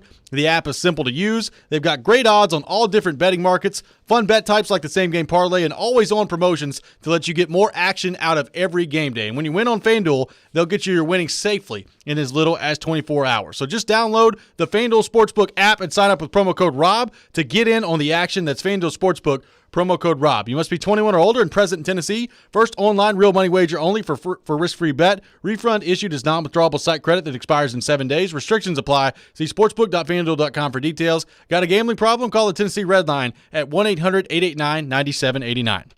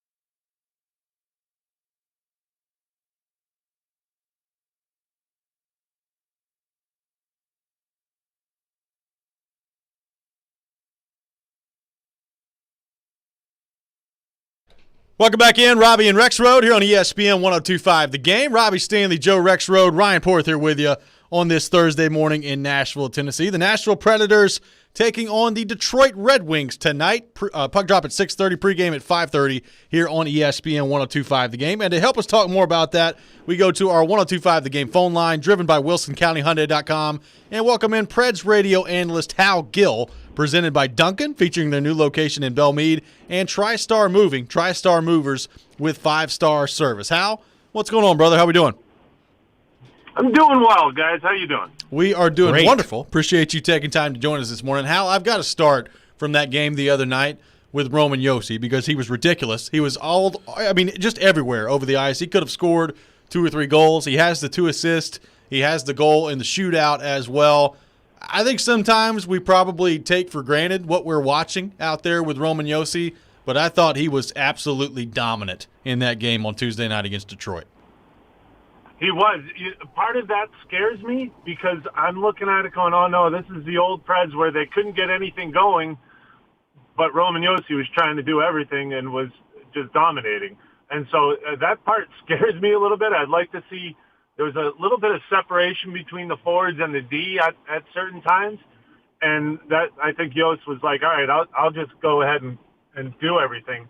And so I think that was only a 10-minute span. And that's when Jost really stepped up. But, yeah, he is – what a treat it is to watch him every night, isn't it? I mean, like, he is just unreal. The way he can push through forwards and then push through the D the same way. He had a couple great scoring chances, one that was post to post and didn't go in. And then, of course, a beautiful finish in the shootout. He is legit, isn't he? Just unreal to watch. Yeah, I think it was you in the post. I love that in the post. I think it was the post game. You were like, "Oh God, come on, Josi, what are you not finishing this thing? Yeah, come on." Like, gee, just skated through the whole team. You know, like who does that? You just beat 5 guys. You can't beat the last one. Yeah, come on. So you mentioned the old Preds. You know, Josi. Maybe I don't know. Is it like trying to do too much earlier this season because just things weren't going well offensively? Is it? Do you feel like it's sort of like he's got the feel for like picking his spots now, and not overextending himself? Well, if you want to get technical, let's get technical with it because it is interesting. If you look at the way that the Preds have played, you have Roman Josi, Matthias Ekholm, Ryan Ellis. Even it started with PK Subban. You had such a great defensive squad that forwards would say, hey, I'll just stretch out and you guys break it out and get it to me. And I'll hang out here. And that was the way that things went. And I think when the team's going well, it's great. But when they start to struggle, then all of a sudden you say, hey, we need our forwards to get back and help defensively. But they weren't there. And it was just something that's creeped into the team with the way Laviolette was playing, and you're playing man-on-man defense, and it kind of got away from him. And so I think what happened is, Hines came in and restructured the way that D-zone was played and went to a hybrid zone and kind of figured it out. The big step for me was that Ryan Ellis and Roman Josi were out of the lineup, and everyone said, uh-oh, we got to get back. We really need to play a 5-man defensive unit, and they did that. And they had success with those guys out of the lineup because they played as a team. And defensively, they weren't looking at, 2 defensemen to play defense. It was everyone involved. And so as that went on, they started to have that successful road swing. Now you bring Roman Josi back in the lineup, and you interject him into a solid defensive structure, and that's where all the success has come from. When they fall out of that structure, Yossi's there to break it out and do it himself. But I don't think you should rely on him. I think the team needs to reel it in and play the way they were with him out of the lineup, and then let him do all his great things, but you don't need him to do all those things. Does that make sense? Yeah, makes perfect sense. Hal Gill on the line with us, driven by WilsonCountyHyundai.com. And Hal, I'm interested to get your thoughts on this. I mean, it's almost become comical at this point, the amount of injuries that they continue to sustain on seemingly a game-by-game basis. And we had John Hines on earlier. He says it looks like Arvidsson could play tonight, and Cunnin as well, but Fabro will not. Number one, what do you think of the rash of injuries that continues to happen to this group? And number two, I mean, we're not that far away from you having to suit up. Like, what do you still have left in the tank at this point? I don't know. I don't know how much I could give you. I could give you maybe 5 minutes, and then you'd see a significant tail off in my game after that. Yeah, it's crazy, the injuries, and you look around the NHL is all dealing with different injuries, and it's been a tough year. I think just the way everything is structured. But what impresses me about all these injuries is I was looking through the lineup, and I was like, of course, Forsberg, Ellis, Duchesne, you're going through all these injuries, and Arvidsson out. And then what amazed me is I looked at Carrier, and I was like, I can't believe Carrier's out. And I never would have said that in the beginning of the year. Yeah. That would never have crossed my mind. Like, we need Carrier back in the lineup. This guy is awesome. And so with all these injuries, I think David Poile and John Hines, everyone's getting to see this young talent. And you got to, Tolvanen has stepped up and been not just scoring goals, but hitting and blocking shots. I mean, this guy has been awesome for the Preds. So I think with all those injuries, you're seeing a different team. And they talked about changing the mentality earlier in the season, and they went out and signed guys that were going to change their makeup. And now you're seeing it in action. And youthful exuberance and all this excitement that these guys are playing with right now is because of those young guys. So, the injuries, although they stink, they've changed the way they're playing their game. And so now I look at it, and I imagine David Poile is doing it too, going, all right, I have a pretty good team, and I'm going to get healthy at some point, or I hope so, and now I'm going to add these guys into a pretty good team. It's almost like picking up – you could look through and say, we'll pick up 5 guys at the trade deadline, and we won't have to give up anything. And I like our chances with that. And so that's the exciting part about all these injuries is hopefully these guys are healthy, and hopefully the team plays the same way with those healthy guys in the lineup. And then, I don't see us, we'll find out more about Tampa. But Florida, Carolina, those are beatable teams, especially with a stacked lineup that's playing really well. Well, also earlier, how John Hines said, if you looked at it like a pie, like the biggest piece of this turnaround is the veterans, I guess, kind of seeing how the young guys are playing. You just mentioned youthful exuberance, and then kind of realizing like they had to keep up, I guess, or to adjust and take it to another level. How much of that have you seen watching this team every night? Well, I think I see it all the time. I mean, like you can't. And I remember, I'll go back to when I was an old fart playing with the young kids and trying to keep up with them. I used to love it when I'd see a kid go out and overachieve, and you say, "Oh, that kid's more than I thought he was." And you're looking at Tolvanen do that. Saros has played unreal, and I think he's having some excitement seeing Tolvanen, and it kind of trickles down through the lineup. And then you look at everyone else. Of course, Pex, Yossi. It's got to be a lot of fun. I know Forsberg kind of built – I mean, how fun is that to go out and play on a power play where you can throw a seam pass and know the guy's going to go top shelf with it? And Forsberg had that playing with Tolvanen, and how much fun does that make the game?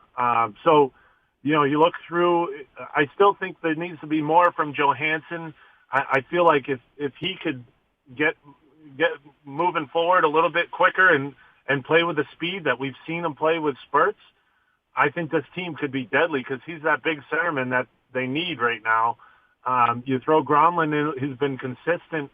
All these guys have something to give, and if you put it all together, the combination of the veteran leadership and the youthful excitement, I think is going to be a good mix, especially in the playoffs when you need a balance of both, right? I mean, that's when, and I say playoffs, I mean now, because it is a fight for the playoffs. You're fighting just to get in, and the playoffs have become an extension of that fight.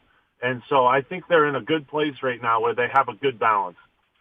Preds radio analyst Hal Gill has been our guest here on Robby and Rexrode, presented by Duncan, featuring their new location in Belmead, and TriStar Moving, TriStar Movers with 5-star service. Hal, great stuff as always, my friend. Appreciate you taking time to join us this morning. Well, thanks for having me, guys. Enjoy the game tonight. Absolutely. Hey, Hal, one question real fast. Would you like to see Ryan Johansson go faster on shootout tries? How crazy was that? Right? You know what's awesome is there's certain players in the league that you go down there, you make your move, and Grice took it away. I mean, he stopped the move, right? And a lot of players would have just said, I'm just going to, I made my move, I'll just jam it and try to squeeze it in. And Joey just completely went heartless and just slowed down his pulse and then flipped it up and over.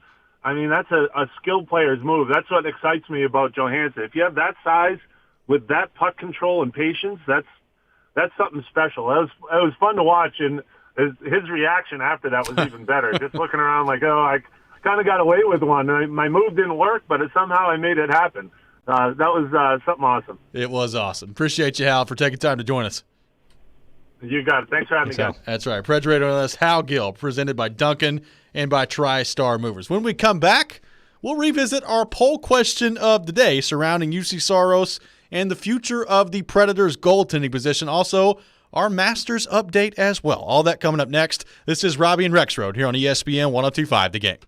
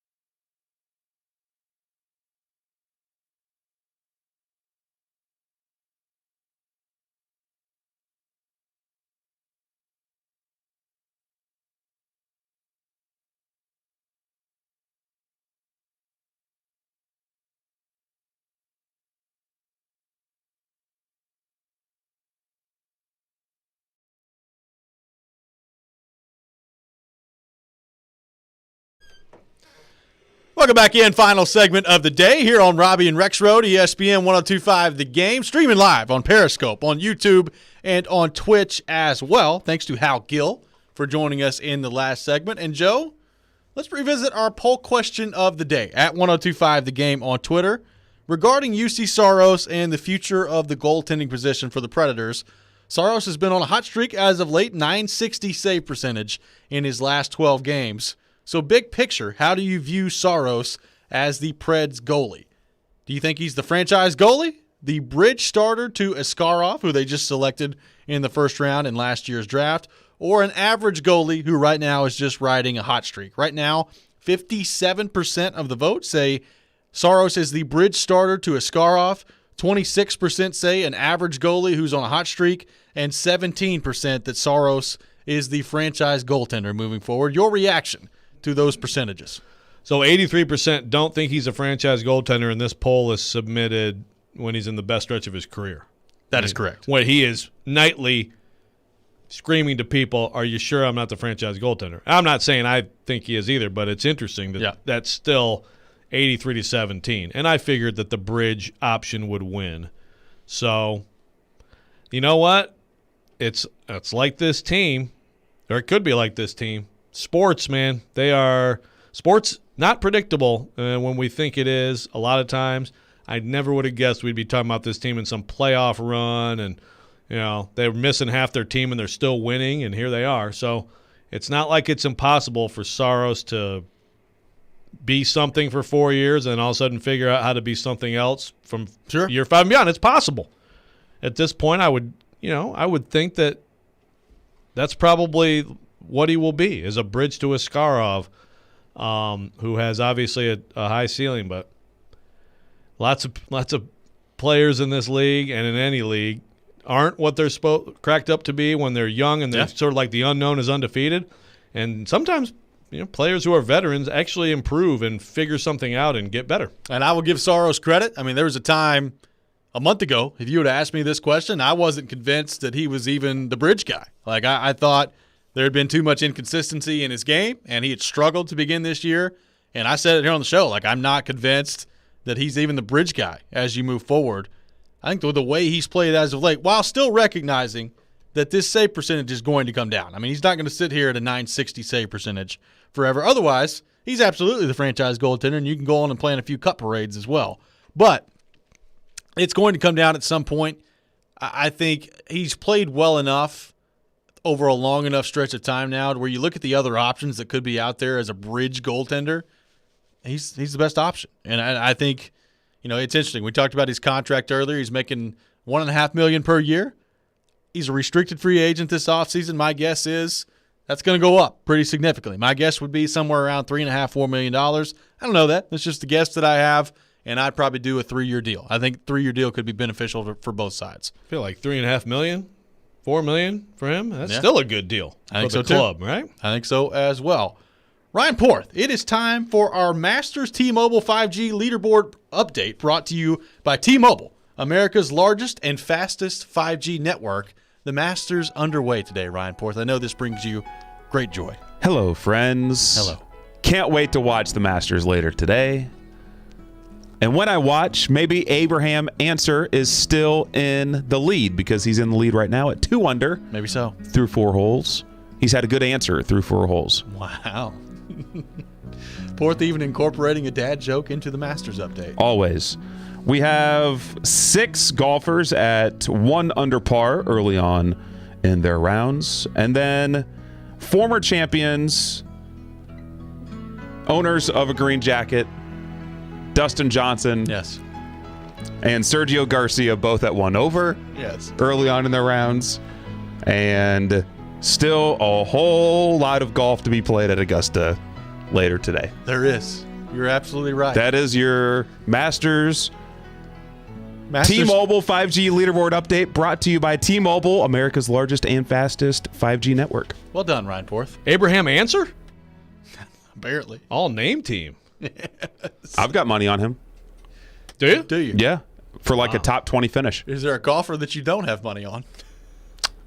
I think a couple. Spread that money around. Who do you think is going to win? Who's your prediction? All right, so my pick is John Rahm. Okay. John Rahm is due to win the Masters. John Rahm is very, very good. But my sleeper, who I have also winning, but also finishing in the top 10, is Cameron Smith. Cameron Smith, I think, was either second or third last year at the Masters when Dustin Johnson just blew everybody away. Yeah. He was right there. He had a very good round. So, okay. All right. Hey, real quick before we go, who texted about Conway Twitty earlier?